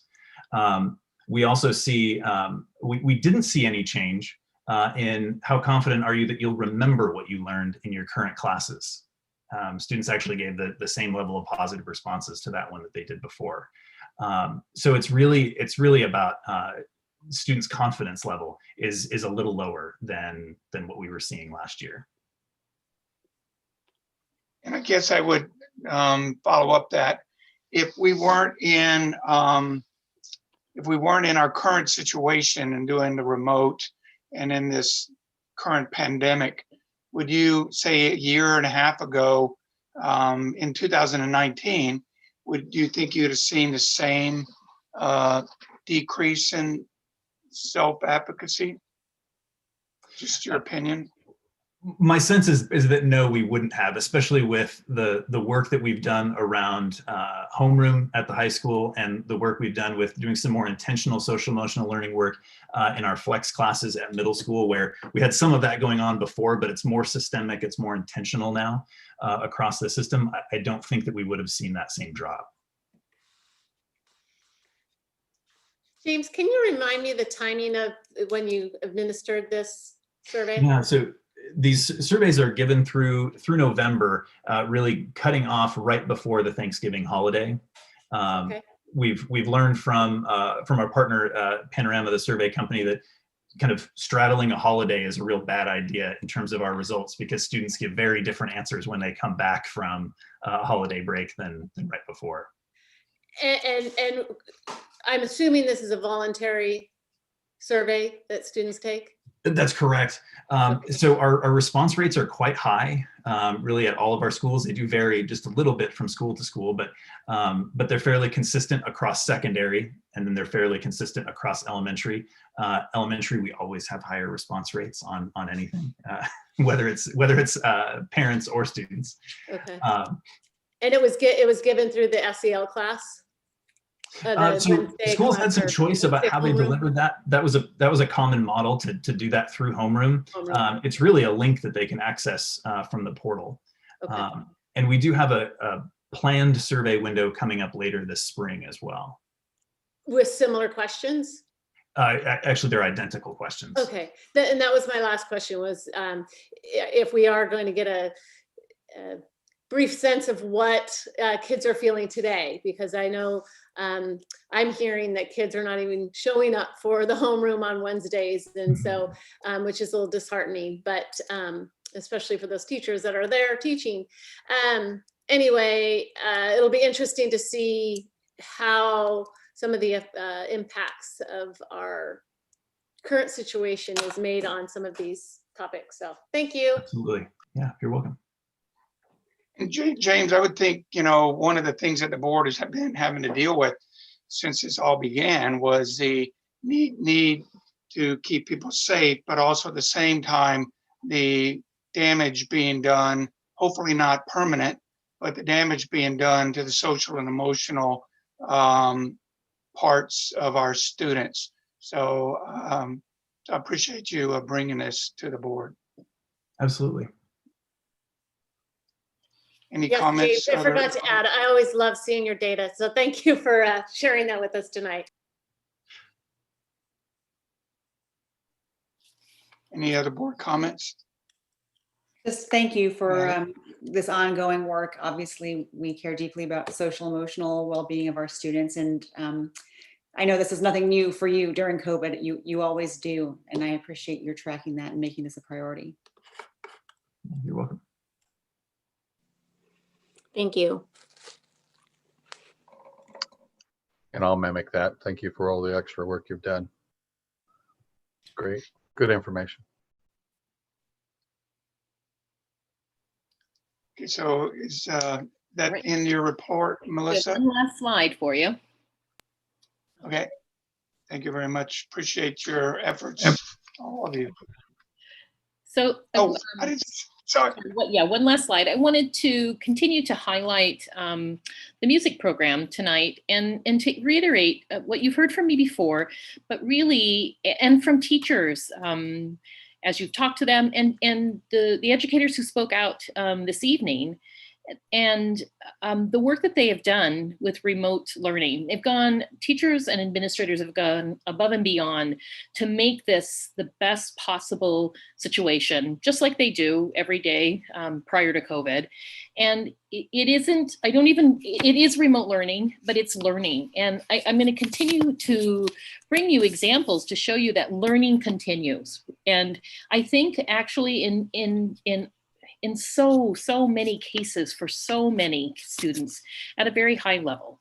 And I want to reassure you that we're all working very hard to make that happen, to support our educators in that, to support our administrators in that, and the people in the building, those administrators, the staff, and the educators have really done an incredible job, and I know that they will, regardless of the challenge in front of them. So I want to show you a little bit, though, something that our music department came up with, and Allison Ellis has taken charge of this. They do a great job of sharing leadership, and came up with this showcase called A Light in the Darkness. It's currently hosted in Peninsula High School's Schoology, and it's 119 different videos and from K-12 and also on music. Kids are singing, they're dancing, they're singing and dancing, they're playing instruments. The cats are wandering in and out. It looks just like what school looks like at times for us. But it is a light in the darkness. And I will send you the links. I don't think you can get into Schoology, but I will send you the videos, and you will have tears in your eyes and you will be choked up, because to see what our kids have done is truly amazing. And I want to give you a couple of statistics that we had from this week. So we, at our the All Northwest Choir, We are in the top 10, one of the top 10 schools in the region for most selected students for all Northwest choir. And that includes the states of Washington, Idaho, Montana, Alaska, and Oregon. So we continue to have an exemplary music program. And we had 5 students chosen there. And then for all-state band and orchestra, we had a high school student chosen, and we had a middle school chosen from KPMS. So our kids are doing great things at home, and teachers are encouraging them and supporting them. And just to tell you a little more about Light in the Darkness, I have a video from Allison Ellis that explains it. Tanya, I think it's in the next slide, and you can. Thank you. And it's at the top left corner. It says Light in the Darkness. And you'll have to start it over there. Thank you. Hi guys, it's Allison. Hi guys, it's Allison Ellis here. I teach choir and musical theater at Peninsula High School, and I'm so glad you're here. We're looking forward to hearing from you in this project. Our theme is Light in the Darkness. And if you're like me, music is probably one of the great things that brings light into your darkness. We want you to send us videos of you making music this winter and showing us what's bringing you light in the darkness. It could be you singing or playing an instrument. It could be with someone in your household, or if you know how to use the apps or editing equipment to safely collaborate with someone that's outside of your household, we'd love to see that as well. So it could be a solo or a duet or a trio. It can be choir or band. There are lots of options here. And it can be anything that fits the theme that you get excited about. What's bringing you joy? What's bringing you light? Hi guys, it's Allison Ellis here. I teach choir and musical. So again, just another way to highlight some of the great things that are happening in our schools. And I'll continue to bring you and send you those incredible things, because I know it's your why and why you're on the school board, and that connection with kids is so critically important to all of us. So thank you for your time this evening. Thank you, Melissa, and thank you for not making us cry during the school board meeting. Well, you know, not this time. Melissa, will those videos also be, you may have said this, available to the public to see? It's great for us to see it, but I would love to share with the broader community. I'd like to work with that to figure out how we can do that, because how great for you know, families that can't be together and see that. We also do have a concert coming up, a K-12 concert, tentatively in February. I don't have a definitive date, but it will be a virtual concert. And the beauty of that is we can have the whole wide world attend. Oh. Thank you very much, Melissa. Thank you, Melissa. Okay, so next up we have 7.2, which is Patrick Gillespie and Brian Ho. And Brian, thank you for your patience and hanging out with us tonight. And you too, Patrick. Thank you. Thanks for having us back. We really got some exciting stuff tonight, we think. So, you know, we're always excited to talk about the elementary school projects and what we're doing with the bond of 2019. But tonight we're really kind of talking about the middle school projects, Kopachak and KPMS. And Brian's got a presentation tonight where he'll go over kind of some refined exterior renderings from what you've already seen. And we've started to kind of work on the interiors and what those will look like. At the same time, we're continuing to work on our permitting process that we'll be submitting for here shortly for both of these projects. And I'd like to, you know, kind of remind everybody how hard the capital projects team's working out there. Is that the bond passed February 19th, 2019, or 12th, somewhere in there. Maybe I got the date a little wrong, but we will have all 6 of these projects in for permits before the 2-year mark, which is a big reason. Everybody working hard to save the save dollars on the projects to get these middle school projects done. So I'm really proud of the team, especially Brian and his team at TCF Architecture, with all the hard work they've been doing, and they've come a long way really quickly. So Brian, are you there? I am. Yeah, I'm going to share my screen here. I'm going to let Brian take it from here, and we hope you like what you see, and we'll get comments when we're done. Thank All you. right. Hopefully everyone can see the screen there. You seeing it? All right.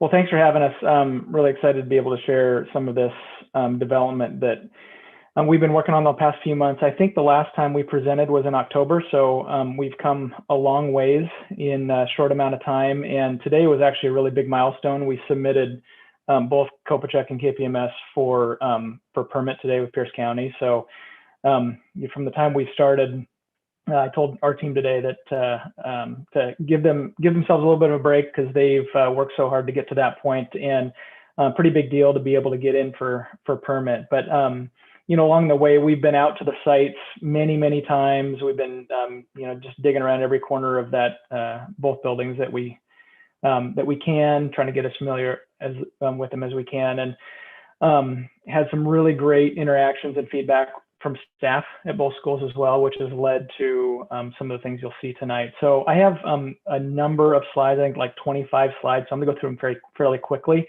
Most of them are just renderings. I've got some floor plan updates that I'll share with you as well, but I really want to get to the renderings and just give you a virtual tour of what these buildings look like. So just quickly on the plans, a lot of the scope that we talked about before has remained much the same. We will maybe touch on a couple alternates, and when we talk about those things are alternates when we get to bid day. They're in there for bid day price protection, things that we hope to have, but that's what those mean if I mention alternate. So this first one is Key Peninsula. I'm going to start with Key Peninsula and then move into Kopachek. A lot of the things we've kind of been working back and forth, but with some of the graphics and renderings, we've kind of been working through KPMS, getting some feedback from the capital projects team, Art, Karen, and others, and then bringing those over and adapting them to Kopachek. And these schools are, very similar, but we want them to be also very unique to themselves. And so we've been trying to find ways to make them each a little bit different, a little bit unique. Key Peninsula, just to orient you, the highway would be down off the bottom of the page. So you've got the front door kind of right here in the middle. So we're doing this heavy modernization through most of the existing building, which is all blue. And then we have 3 additions. We've got a classroom addition with 4 classrooms, the main admin addition, and gym addition, a couple other small, more utilitarian additions around there as well. And then some big canopies off the front. That's a design feature that was really received well by staff. And when we put these out for some public feedback early on, everyone was really excited about the idea of having some outdoor covered area. We've got some covered or some contractor parking out here that the potential alternate for expanding some paving in that area on the KPMS site. And then we'll be building a new fire water reservoir and pump to provide the fire sprinkler system for both the site and the building. Most of the rest of the site work is just around the immediate perimeter of the building. So new entry plaza, some accessible access to the building. Right now, KPMS has some great offset, so we're trying to make sure that we can get accessible access to all the entries along the front of the building. As we go into the floor plan, if you recall from previous presentations, we really haven't changed the scope dramatically, but in all the light blue area is a light to medium level of modernization. And really what that means is we're doing finishes, we're doing floor surfaces, wall surfaces, paint, ceilings are being largely replaced, lighting is being replaced, and then technology. So we're replacing all the classroom technology. The darker blue areas are receiving a more heavy level of modernization, where we're doing anything from gutting it down to the studs and starting over, like in the existing administration area, to a more significant reconfiguration of spaces, like in the library, we're adding another classroom, and in the CTE art areas and the music and choir areas. And the green, again, are those additions. So we've got the 4 classrooms on the right side, the admin addition right in the middle with the entry vestibule and offices. And then at KPMS, the expansion of the gym. Hey, Brian, really quick. I noticed that you're changing the size of the library, and I think that's where staff did their meetings. Is there ample space for them to have staff meet? I know there's a staff room, but is there ample room for them to have staff meetings and development? Yeah, there's been some good conversations back and forth on this, and Patrick, feel free to jump in too. But what we have in here is there is a gathering area in here that will remain. So there'll be a large monitor like there is now. Also, all the shelving in the middle is all on wheels, so that can get pushed out of the way, unlike today where it's all fixed and built in. And then the classroom off the back is also a space that can hold a fair number of people for, for meetings and presentations. Thank you. Right now, if you look at both of the libraries, they're kind of set up with a classroom within the library with computer labs in both of them. So the classrooms, a couple of them we're setting up to have additional outlets so they can be set up that way. So I really think that what you're going to see is that you're just going to have the library more focused on the library and have an ancillary classroom that will be able to handle whether it's a computer lab or however the school feels best to use that room. But I think there'll be plenty of space for staff to have staff meetings in there. All right, well, let's jump into the rendering. So these have come a little way since you saw them last time. They were kind of rudimentary renderings last time. So now a lot more lifelike, a lot more detail in here. So at Key Peninsula, I mentioned, we have that about a 5-foot grade offset from where you get dropped off and in. So there's a kind of a grand stair heading up to the front entry. Another view will show there's a ramp, an accessible ramp that comes up along the front as well. Some softening of that front edge in the concrete with some nice landscaping. And I mentioned the big entry canopy out front here. We'll have some kind of cool light fixtures in this entryway here. We're still working on getting the lighting right in here, but we do want to really showcase this canopy as well. If there's a wood finish on the underside to provide some real warmth as you enter or approach the school. And then on the left, this is a gym expansion. So you can see that we've got another canopy there as well, bringing in some of this wood-like material. Again, I think we talked about this before, but it's a composite material that has some real durability to it, but trying to, again, bring that warmth into the setting. And then some translucent material up top, which is going to bring some daylight into the space. And then what you see on the left side here, and can you still hear me? Okay, good. My sound a little bit different on my ear. We are providing new paint to the existing building. So we have these additions kind of spaced around, but in between, there's still some of the existing structure that's there, but we're giving a paint job to freshen it up a little bit.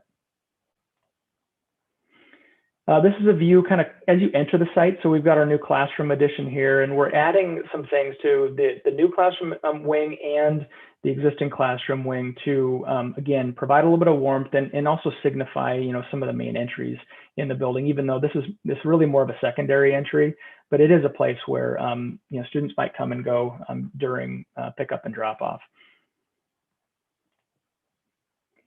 This is looking back the other direction at that main admin entry where we've got that ramp that comes up through.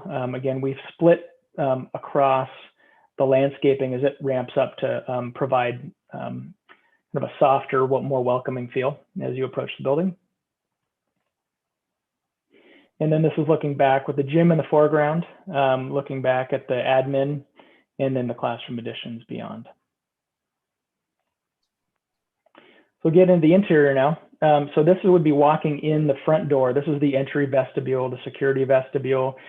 This is where people can come into this space after having interacted with the office staff through the electronic phone. They can come into this space, they can check in, they can be seen by office staff, and then they can be allowed in this next set of doors. So this is where a lot of that school security occurs. But we also, you don't want it to feel oppressive. You want it to feel welcoming and light-filled and like you're really you're being welcomed into the school.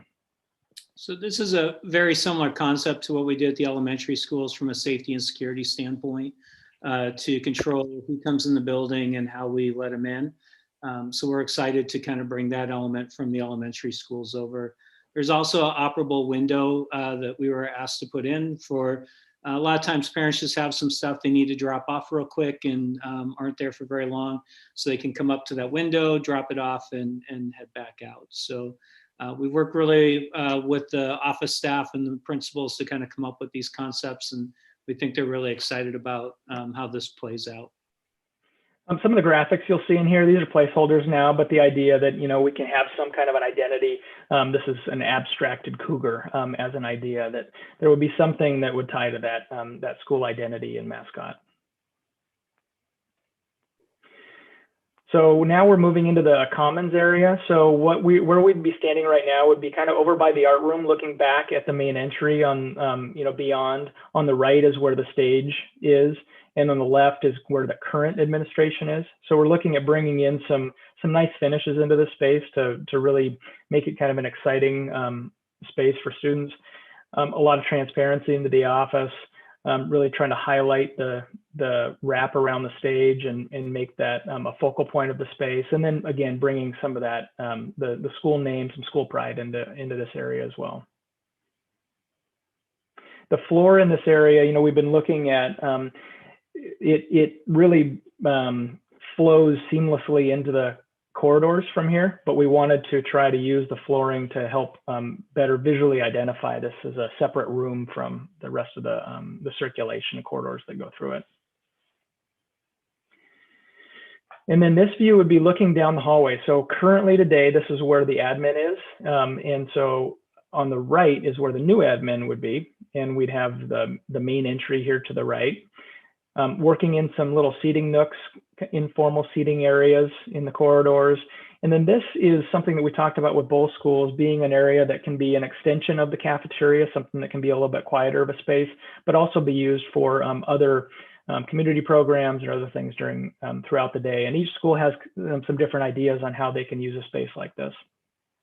So one of the genesises of that was, I believe Heidi at Kopachak really was looking for an area where kids that wanted a little more quiet time, had sensory, just needed to kind of disconnect a little bit during lunch, had a little more quieter area. So it's kind of set up to be a cafe type style for lunch, but it's very flexible where you can do some class activities in it. And I know both Jerry and Heidi both had great ideas of how that space would be used throughout the day, as well as at lunchtime. So they're very excited about getting a space that's very flexible and unique like this.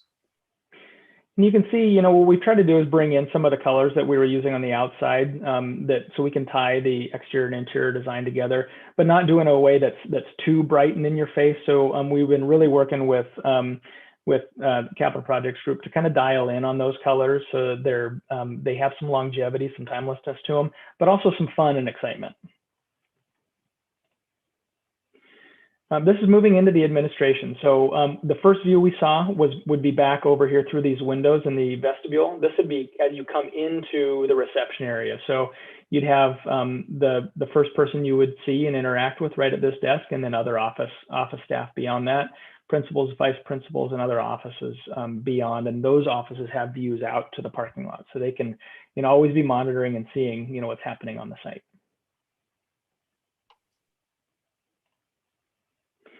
And then last one for KPMS, this is in the gym. So this would be looking back. The addition would be really the background of this image is where the addition is happening. And so you can see that the windows up top bringing some light in. Again, that's a translucent material, so we're trying to control glare, but also get some daylight into that space, which is sorely lacking today. And then again, using some color in kind of the right amounts to provide a real vibrant, active, dynamic space. So couple things in here is one of the alternates that we're looking at carrying into bid day is the addition of additional bleachers at this school, as well as what you're not seeing that's on the opposite wall here is the 13-foot monitor that you've seen at Pioneer Elementary. Would go in the gym as well. That'll be an alternate. And then obviously to the left, you can see the curtain that'll be new, and then there'll be another gym space that looks very familiar to what you're seeing here, just without the bleachers and the big monitor. So it's quite impressive that we're adding this much space here at this school.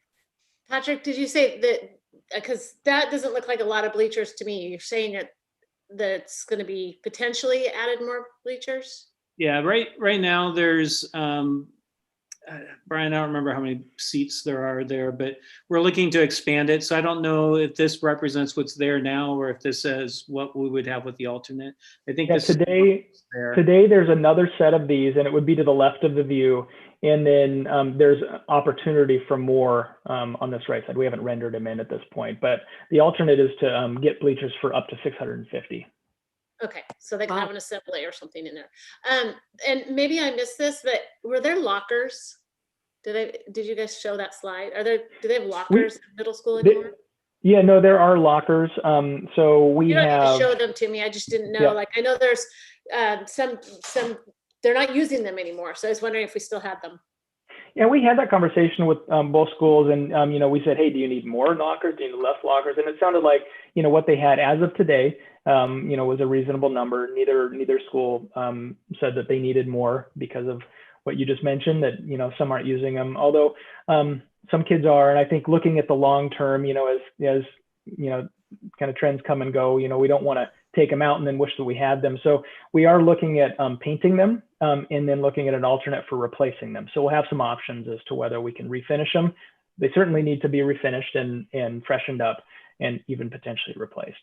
We heard overwhelmingly at both schools that they really wanted to keep the lockers. It was something that they were pretty adamant about. So, and removing them doesn't really gain us a lot either.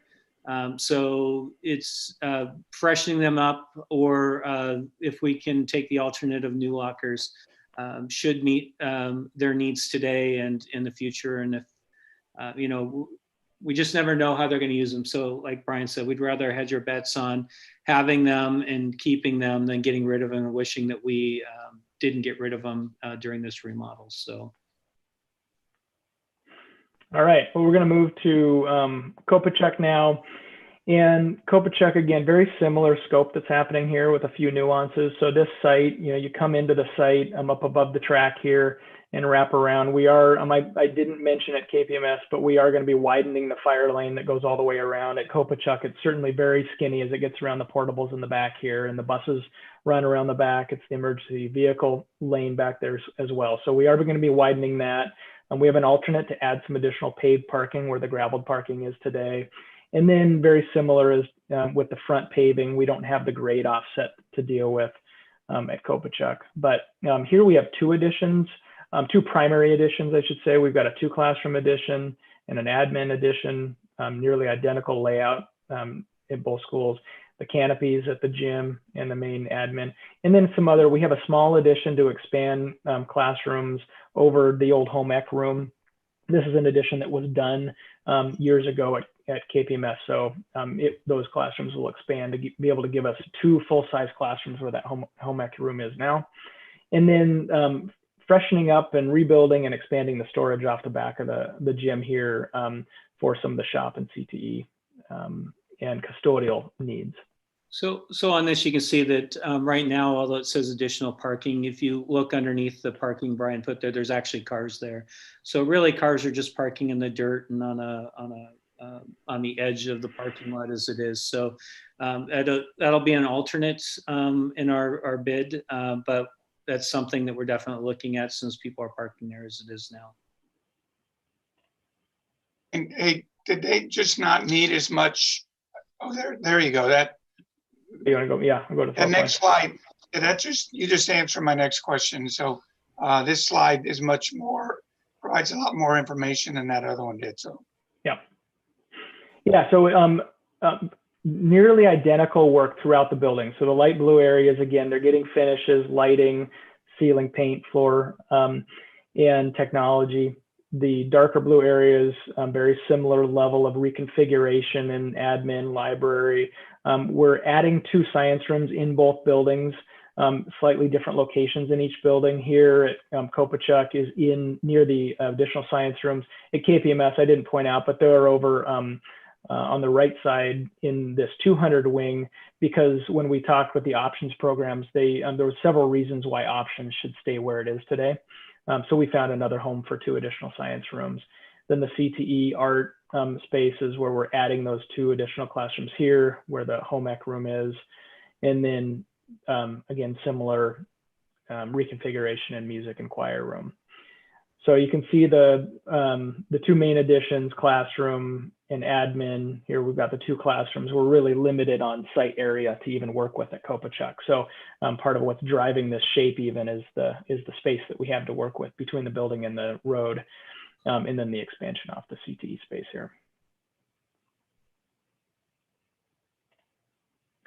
As we jump into the rendering, so you know, certainly a different color palette as we get over here. We've got, you know, a deeper blue rather than the deeper red at KPMS, but very similar architectural language out front here with the large overhang and space for people to get out of the elements on our rainy days.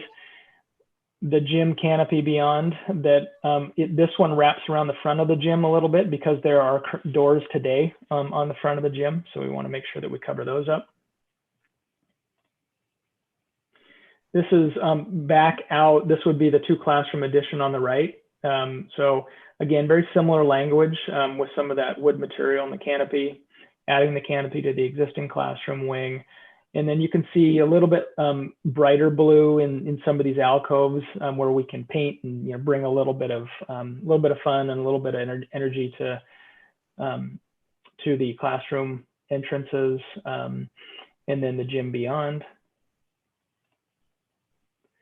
And then this is coming all the way back to the other side of the site. This is looking at the gym right in the foreground. So this is that door that you know, a lot of kids go in and out as they're, you know, using the gym in evenings or weekends, maybe using the field during PE. And then we've got the classroom or the main admin addition here in the background. And then a view that I think we may have shared a version of this before, but the north wall of the gym, it's the first thing you see when you drive on site. And this was a pretty important piece, I think, as we started to talk about it more. This is another area that we are showing as an alternate currently. So adding some windows into this gym today, and then those will be covered by this translucent material, again, to help diffuse and soften the light as it comes into the gym. But then adding, again, some more of this, this wood-like material to warm up and make that face of the building more welcoming as people approach. And then this is that addition off the back for some of the CTE spaces or CTE storage. And then looking at adding some signage up here as well. So again, as you drive on site, you know what you've arrived at. So with the signage, we've talked about either, you know, this is a place marker with the coyote, either, you know, working with the school and what that might look like, or maybe deleting it so it could change over time. So we haven't really dialed whether that stays or goes yet, but we're working on that. We have some time to before we get to that point. And can I ask, I noticed before you get into the interior, KPMS had some really nice landscaping, and your renderings here, except for a couple of trees, it just looks like nothing but grass. Is there going to be any thought into a little nicer landscaping for the school? Yeah, so at KPMS, we just had a little bit more time to render that into those renderings. We will have some. It's primarily focused at the main entry. In a lot of the areas like this, it will be primarily lawn, but at that main entry, if I go back there, we just haven't shown it in the renderings yet, but we do have some opportunity up in here where we just haven't gotten it into the renders yet. As we kind of started with KPMS as our you know, trying to dial that in, Kopachuk's just a little bit behind.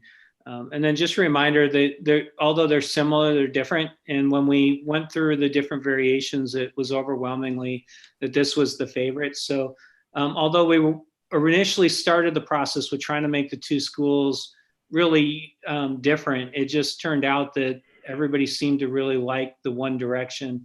And so we think it's a good idea to do that and, you know, give everybody what they liked and not have to pick who gets the favorite and who gets the second. So we think this was a good way to go. So you'll see similar things, but yet there are subtle differences on both schools. This one in particular, you won't see this end of the gym at KPMS that way, but you don't really see it. This one, it's the first wall you see at Kopachak, and it's just a big, ugly wall. So one of the big challenges Bright had, and they have lots of challenges with trying to make these buildings look good, is how do you make this big, ugly wall look good? And so I think they did a really nice job of coming up with a solution to making it look good. And so we're excited about, the possibilities here. However, at KPMS, you'll see that they have those windows on the front with the addition that you're not going to see here at Kopachak. So there are differences, but they're similar, and that was based on the overwhelming one concept everybody seemed to like. All right, as we go into the interior, so very similar here. Again, placeholder graphics, this is a coyote here, so maybe something that can speak to the school identity or school mascot, bringing some of that warm wood material to the inside of this reception area, and then that visibility, which is really important so that office staff can see who's coming and going. As we get into the commons area, so you can see a little bit different use of color here. We've applied the color in a little bit different way, since red is a little bit more overpowering if you use it in large areas. We didn't go so far with it on KPMS at Kopachak. We used a couple different blues. So we've got a more of a deeper blue along this wall here, and then a lighter blue for some of the accent pieces like the school name, and then back into this, this cafe area, as well as some tile on the wall going into the bathrooms. And then this is a view looking back across at the office, the stage on the right, and then this feature accent wall with the school signage on it. One of the other thing I didn't, the other thing I didn't mention that that we're looking at as an alternate, you can see right up in the top here. This is the only render that captures this, but pulling in some roof monitors, so getting some windows up on the roof that will bring some daylight into the space. This is a nice open space in the middle of the school, but really has no daylight into it. So this is an opportunity to try to bring some daylight in over by where the art and CTE spaces are. And so I think could really bring a nice quality of light into a space that's otherwise pretty well landlocked. What is that floor surface? That's a rubber tile. So that, and it comes in squares, and so that's what we're using, those squares, to create this patterning. Laura, it's very similar to what you see at Pioneer today, just it'll be a different color. So it'll durable. It's especially in a commons where food can drop, things like that. Should be a really good surface in there. It helps with sound as well. Awesome, thanks. And then this is looking back at that area Patrick was talking about a little bit, the cafe area, office to the right, some seating nook. So we were starting to explore another accent here. This one's still up in the air a little bit. There's been some conversation whether this kind of yellowy wheat color is the right one to go with the blue. So the other thing too is in the gray that's rendered in the cafe, and it was at both schools, is a tackable surface. And there'll be some MDF kind of wainscoting on portions of it underneath there, I believe is where we landed maybe. So we'll still be refining these over the next few weeks, but there's a lot of different things that'll go in there that we're excited to bring over from the elementary schools that they really work for a middle school. We couldn't bring all of the elements over because they don't work, but things that we know people are excited about, we're trying to incorporate them into the middle schools where appropriate. Yeah, and we were pretty excited just about how some of these turned out and the ability to transform the spaces. We're so familiar with how they look today, and to use some colors, some new finishes, lighting, and some accent walls to really make them feel a lot fresher and much different than they feel today. Brighter and more exciting, hopefully. And then coming into the administration, So here we've got the blue. We used it a little bit more in this one, again, because the red got a little boring if we used it this much, but we thought the blue was pretty dynamic if we could use it on the ceiling, a little bit more area than just the face here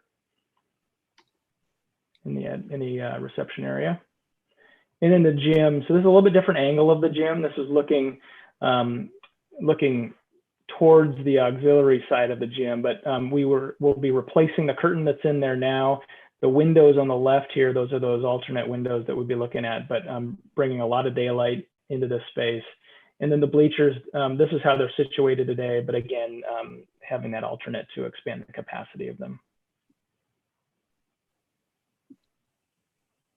We're not replacing gym floors, are we? Yeah, We are. we are. Yep. So that is that's the end of the renders that we have today. Well, hopefully we'll come with some more next time we get to see you. We've been working on some other spaces, but these were kind of the ones that really set the tone for every other space in the building. Awesome. So can I ask a question? Two questions. One, how will you determine the alternates? Is that, obviously that's a money issue, but how will you determine which alternates you move forward with, like the big windows in the gym, for example? And then the other, can you remind me, I know the elementary schools are being rebuilt in 1 year. Aren't these being renovated over a 2-year period of time? So those are my two questions. I'll touch on alternates, and Brian, if you want to hit on schedules. So what we'll do with the alternates is when we get the bids, we'll review them and kind of see where things land. We'll be talking with Art on which ones how we might prioritize them and how we might take them, and then we'll bring it to the board with a recommendation for your approval. So you would be aware of what we're taking before we approved it, I believe.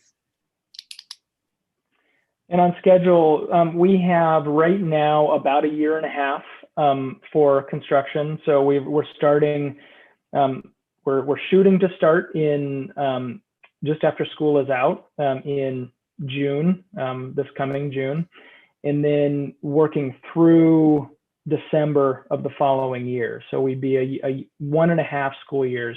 And part of what drives that is that these projects are occupied during construction and they need to be phased. And the phasing is somewhat complex, but we've been working with Patrick and Vicky and the Capital Projects group. We presented some initial ideas to both schools to get their sense of how operations will look during certain phases, because they can't have all the classrooms during every phase. And so we've tried to find ways to maximize the number of classrooms they have in each phase. One of those strategies is build the additions first, build the square footage that allows us to move spaces into those additions right off the bat, and then start moving things around. So we have a whole series of diagrams showing how the contractor would move through the building, but having very clear demarcations between construction area and school occupied area, so that we can keep students and staff safe, that we can keep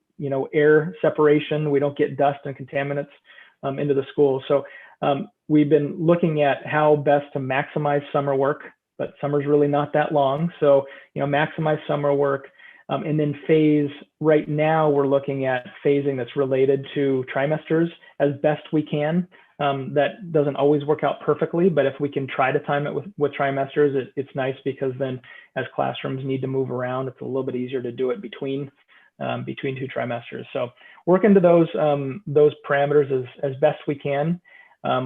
Certainly open to, if the successful contractor has some good ideas on how to do this as well, we'll be open to those. But to answer your question, about 1.5 years of construction overall. Debbie, you'd asked about the gym floors. Was it just more of a question, or? I just wondered, and it makes sense. Yeah, no, thank you. Yeah. Brian, Patrick, they're beautiful and functional. A lot of thoughtful elements to make those schools very functional. So thank you. Thank you. Yeah. So I'm Lori assuming, got a question. Oh, sorry. I'll go after Chuck. sorry, I didn't mean to butt in. I assume basically these are going to be like new schools when we're done. So it's getting a new roof, HVAC, electrical systems also. Yep, I should have mentioned that, and I'm glad you brought it up, Chuck. So yeah, we have full replacement of all the mechanical units on the project. We have extensive upgrade and replacement of the electrical infrastructure, new lighting all the way back to new switchgear. And we've got some mix of keeping and replacing electrical infrastructure in the building, replacing the fire sprinkler system. So yeah, from a system standpoint, they will be very much like a new school. And we're touching certain parts of the building heavier than we are others. So there's certainly existing pieces that are there, but we want it to function like a new school and last and be durable like a new school. There's obviously some underground stuff that will stay. We're working on trying to make sure that all the infrastructure is good. We've done some moisture testing on the floors. We're trying to identify where any issues might be so we can make good decisions to have a building that even if it has a few parts that are still remaining, that they're in good shape. And if they do need to be replaced, we're identifying them so we can get to them now while we're tearing it apart, so we don't have to take and tear apart new finishes in the future. So we've done some Megger testing on the electrical. You said we've talked to people about moisture intrusion on the exterior. So we're bringing a lot of different people in to talk about the building itself to try and make sure we hit all the points so that we come out with as close to a new building as you possibly get in a major remodel. Yeah, looks good. Looks good. I was thinking more about future maintenance also. So hopefully manage any of those things that are currently on your list. Brian can probably attest that that's one of the things I hit on regularly since I'm in both of them is it's always about, does it look good today and is it going to be maintainable in the future? So yeah, I hit on that all the time. I still have to let fund things because that's what we want to do, even if it's a little hard to maintain. But I'm always, what's a good long-term maintenance product? Good. Yeah, and another thing along those lines is that we've been taking any lesson learned that we can from the elementary schools, even though you haven't been in them that long, in Pioneer that long, through construction, and we're working in all of those things that we've learned along the way into these projects. So we should just be able to continually improve the deliverable. Yeah, and it looks great. I love the design, and I'll shut up. Great. Love to hear what a great job Brian did with these. It's we heard that prison look a long time, and these I don't think even looks anything like that anymore. So, and if you look at the renderings that, and I'm going to put a little pressure on Brian now, but the renderings they did for Pioneer, and you'll see it Evergreen as it progresses, that if you took their rendering and put it right up next to the building, you'd see it looks almost exactly the same. So this is going to be really close, I think, to what the final product. I mean, obviously, a little color variation because it's hard to render that, but for the most part, when it's done, this is what you're going to see, right, Brian? That's right.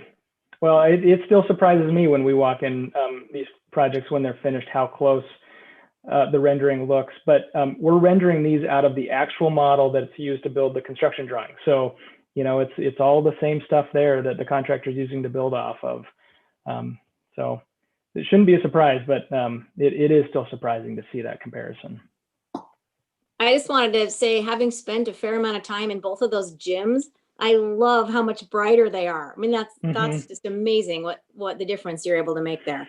It's yeah, beautiful. daylight makes a big difference in those spaces. Well, there is none now, so Right. Right. A difference.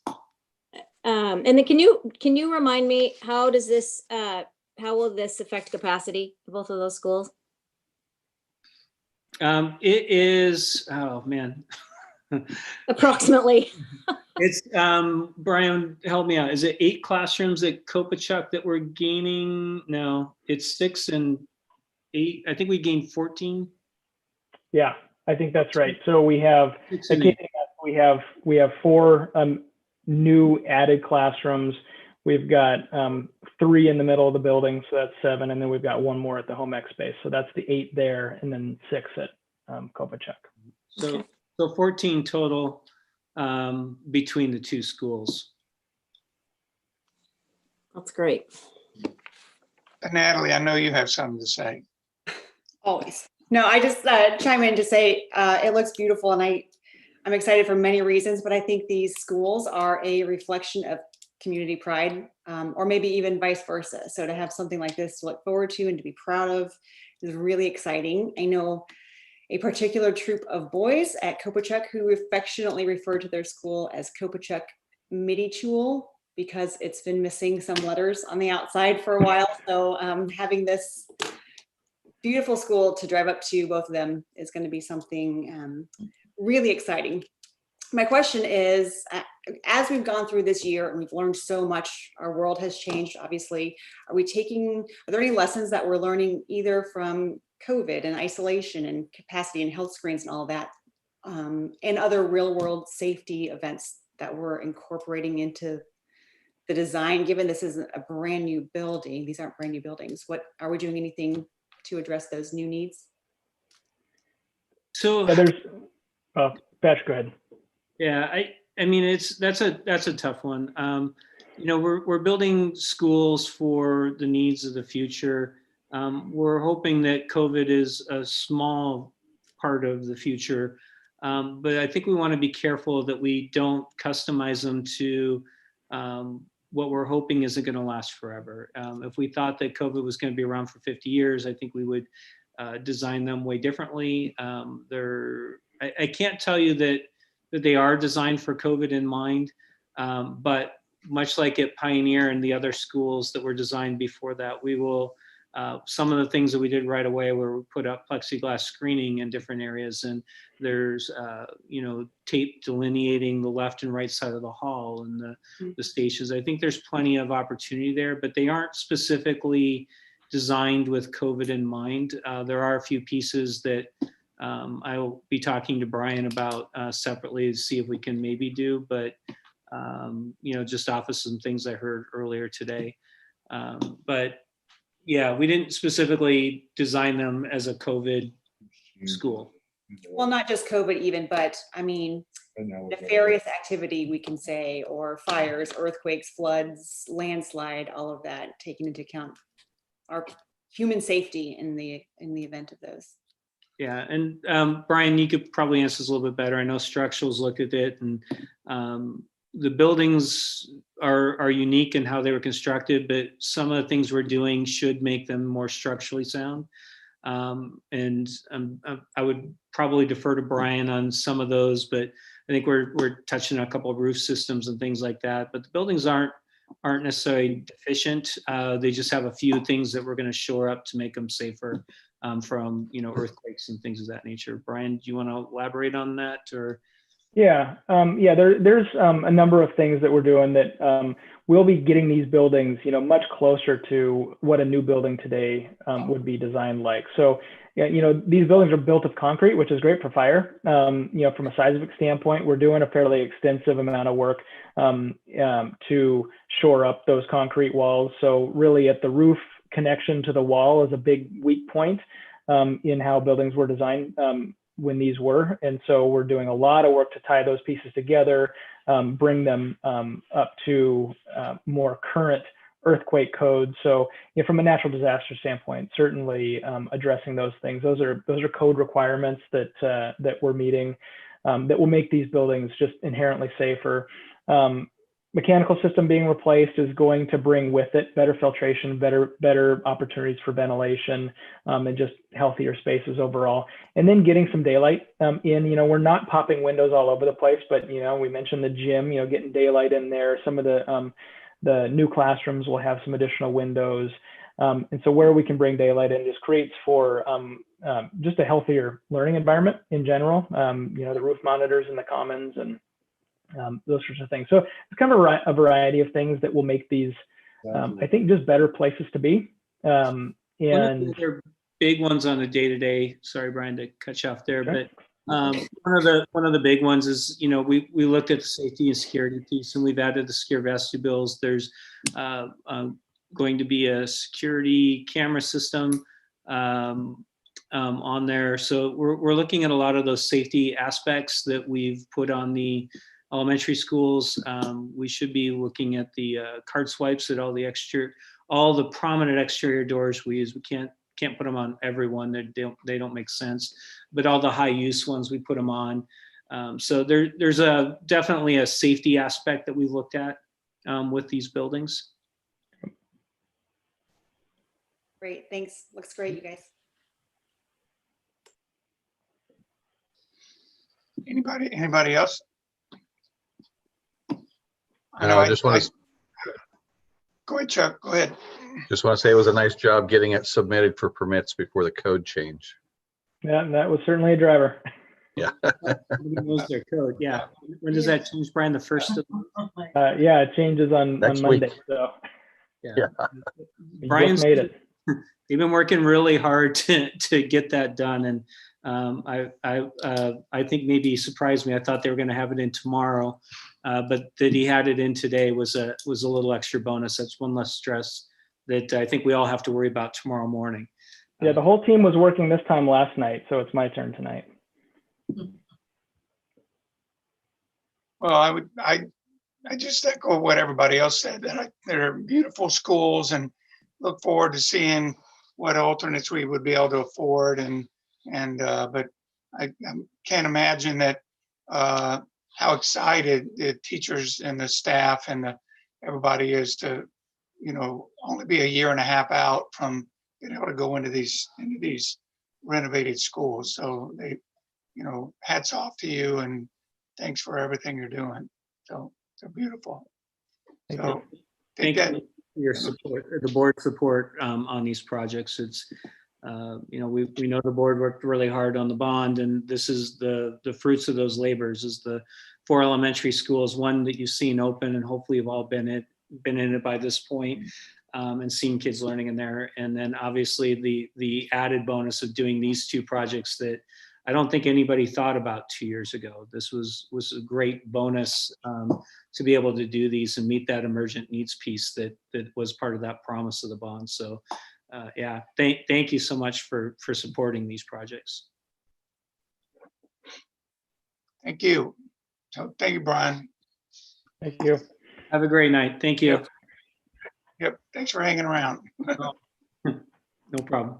Okay, so next up is item 8, which is new business, and we're going to be discussing approval of the collective bargaining agreement and MOU with the Peninsula Education Association. So do you want to discuss that, Art?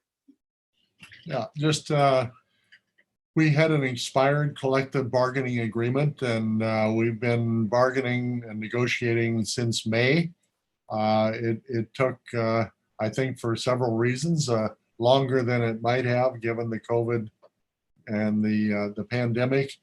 It's one that I think Karen Anderson and Caroline Anholt, your chief bargainer, who is Rachel Miller, and a whole team, that some of whom you're seeing here, is pretty proud to present to you as a very good agreement that will serve the district well as the PEA.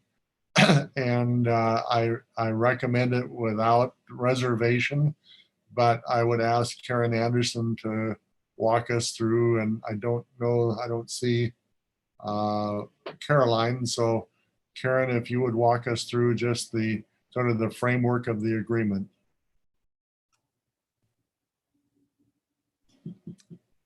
Yeah. Karen? Yeah. Yeah. Pretty much, like Art said, we had 9 months of negotiation. Not all of it was on the contract. We were discussing the COVID MOU at the same time. So there were periods of time where we were not focused on the contract itself. So it did take a little bit longer.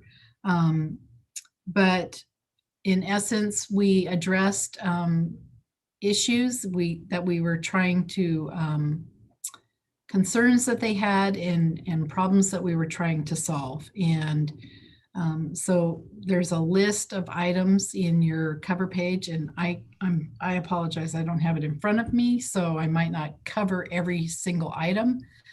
But in essence, we did address contract language around student behavior. We talked about the agreement that we had for site and SIP teams and the makeup of those teams and the responsibilities of those teams. We talked about additional days for nurses, and we had conversation about additional days for psychologists and oh gosh, mostly psychologists, and making sure that they were identified. We did give additional days to nurses. We went from 2 days to 4 days.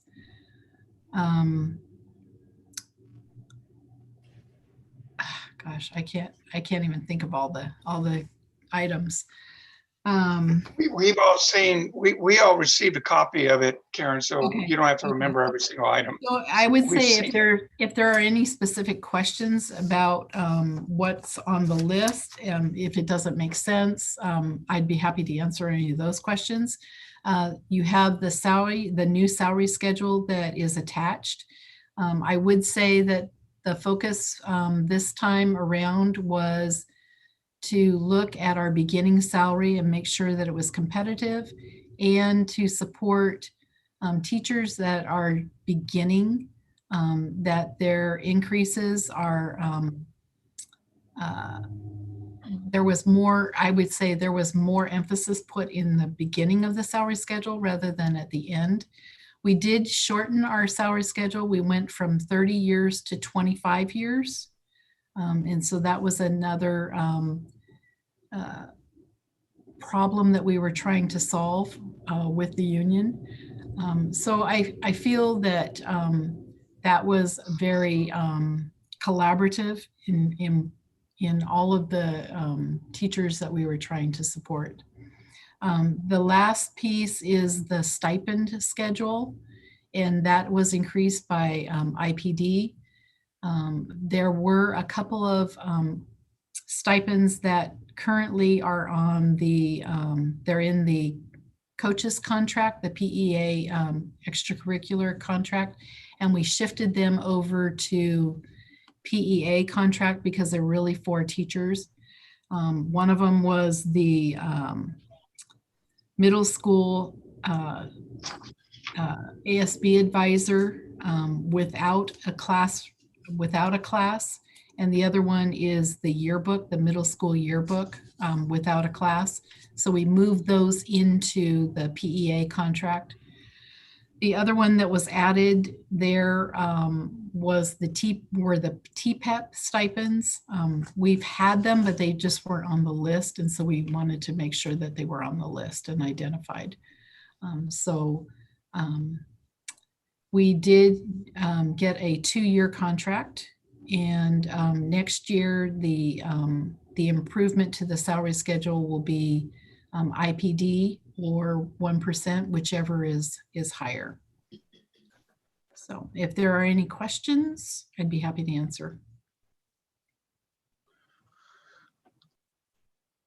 I would remind Chuck, just real quick, remind the board that we did meet an executive session to discuss this bargaining 2 weeks ago, and we've had a copy of this information. So if there are specific questions regarding the contract language, because it would be considered bargaining, I would just say we would need to go into an executive session to discuss. But if you have a general question, go ahead. Yeah, it was just the duration. Is it typical for it to only be 2 years, especially being this far into it? We were pleased with a 2-year contract. I think right now, I think it depends on the times. Right now, there are a lot of districts that are lucky to get 1 year. We wanted to try and get 2 years because we didn't really want to have to go right back into bargaining again, which is what we would have to do if we didn't get a 2 year. And we have every other contract that's due this next year. So we're going to be going into bargaining for all of the other contracts this spring. So we felt good about a 2-year contract. I would say if times were not as unstable right now, you would see maybe a 3-year contract or possibly a 4. But times being the way they are right now, things are very unstable, and there's been a lot of changes over the last few years. So we felt good that it was just a 2-year contract. Okay. Thank you. I would concur. I see Deb, your mic is unmuted. Do you have a comment? So one, just Karen, Caroline, Carol, lots of C's, K's. Thank you for the work that you did, put the months and months and hours to come to this agreement, showing the partnership between the district and the PEA. It really speaks volumes, and I thank you for the work, and happy with where we're going. And I like to see the PEA looking at the considerations that the district has had, and the district looking at the considerations of our teachers. So I thought it was a really good work. So thank you very much. One quick question, just because I think I know what it might mean, but I just want to make sure. The levy protection under some of the clarified language, what is levy protection? So in the past, there have been years where districts have not been successful in passing levies. And there is a lot of, I would say we use our levy funds to support staff. And what I would say is that if you're not able to pass a levy, or if the levies change significantly, we would need to go back and have a conversation with the union. We would have to take that back. It's a protection because it is based on voter approval. It's not a guarantee. And so if we were to lose our levy funding, then we would have to go back into negotiations and have a conversation about that. So that protection is both for the teachers and the district. Yeah, okay. It's just new language and updated language to verify that there still is that protection. Okay, thank you. Anyone else? Lori? I also wanted to just thank you, Karen, and I don't think Caroline's on here, but everybody involved in bargaining. This process is challenging in the best of times, and I think in every industry on earth right now, this is a even more challenging environment for bargaining, and for it to take as long as it did. I mean, I just applaud everyone involved for your tireless work toward and for getting to an agreement. That's impressive, and thank you. Well, I would say it was there was a lot to work through, and coming off of the heels of McCleary and all that, I don't think anyone really realized how this cycle of bargaining would go. And so I would say I have to take my hats off to Rachel Miller, our attorney that supports us, because I don't think she's stopped bargaining since 2018. I think every single day she's been in bargaining of some sort. So part of it was just trying to get her calendared so that she could help support us. So it was a long process, but it was well worth it. Thank you. I agree again. I agree with what everyone else said. We really appreciate all the hard work that you and Caroline and Rachel and your bargaining team did, and getting to a fair, what, you know, we consider a fair agreement, a competitive agreement, because once we move past this COVID nightmare, we will need to be competitive in the future to retain and attract quality staff. So thank you very much. So I guess if that's no other questions, I would ask for approval of the collective bargaining agreement. So is there a motion that the board approve collective bargaining agreement and MOU with the Peninsula Education Association? So Chuck? moved. Chuck, okay. Well, I It's think been moved Natalie by did it. Chuck. I'll second it. Oh, okay, Natalie, moved by Natalie, seconded by Chuck to approve item 8.1. All in favor, say aye. Aye. Aye. All opposed? Okay, the motion is carried. Item 8.1 has been approved. On behalf of Thank you. the whole district and the bargaining team, we say thank you. Thank you. Well done. Okay, so next up is a consent agenda. Is there any discussion on the consent agenda prior to the vote? Okay, is there a motion to approve the consent agenda? I move to approve the consent agenda. Okay. Sorry, Lori. And moved by Deb, seconded by Lori. All in favor, say aye. Aye. Aye. All opposed? Okay, so consent agenda has been approved. So item 10, board discussion and comment. I know we've been going for over 3 hours, but I'd go first. I just would say I've been driving around to the various schools, watching the construction, very impressed at everything that's going on. Amazing how fast the roof went up on ES9, soon to be named, and just everything going on there is quite impressive. And walking through Pioneer Elementary School was just awesome to see that beautiful school and how quickly we got that open with new kids. So, so that's all I got. That's all I got. Anybody else? Lori, you're unmuted. You want to go? Sure. I would agree. Seeing that, I drove by number 9 today. It looks beautiful, and seeing the presentation tonight was awesome. And I think like the quote that was just we were reminded of this quote recently when Lincoln said during the Civil War about the construction of the Capitol, that it reminds people that the Union will go on. I think it's actually good reminders when you see these schools that this pandemic is not forever. It's a temporary nightmare, really, for everybody. But this will pass, and the district will go on and thrive, and these schools are going to be a great place for our kids for many years to come. So I think that's been awesome. And then I do feel compelled to just quickly say,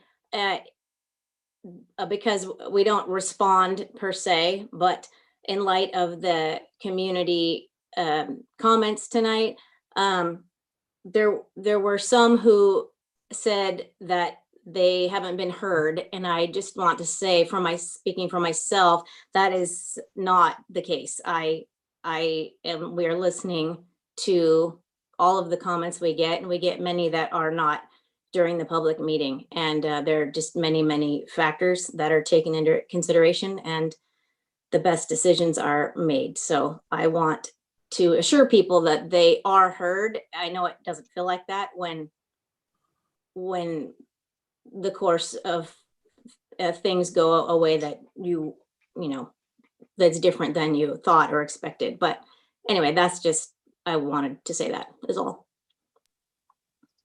Thank you. Chuck?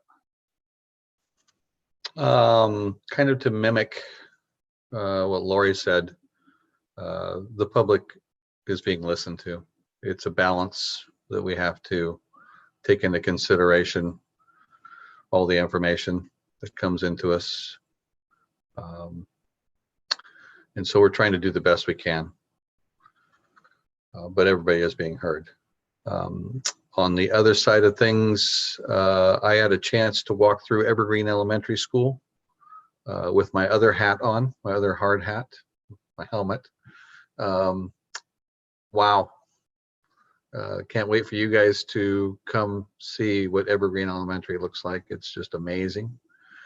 What is amazing is that each of these elementary schools are different. They all have their own character for the communities that they're in. And like you said, Laurie, that it continues on. We're planning for the future beyond where we're at today. So, and thank you all for helping to make this happen. I want to thank everybody, the staff, Karen, that contract was amazing. Can't say enough. I'll shut up. Thank you, Chuck. How about Natalie or Deb?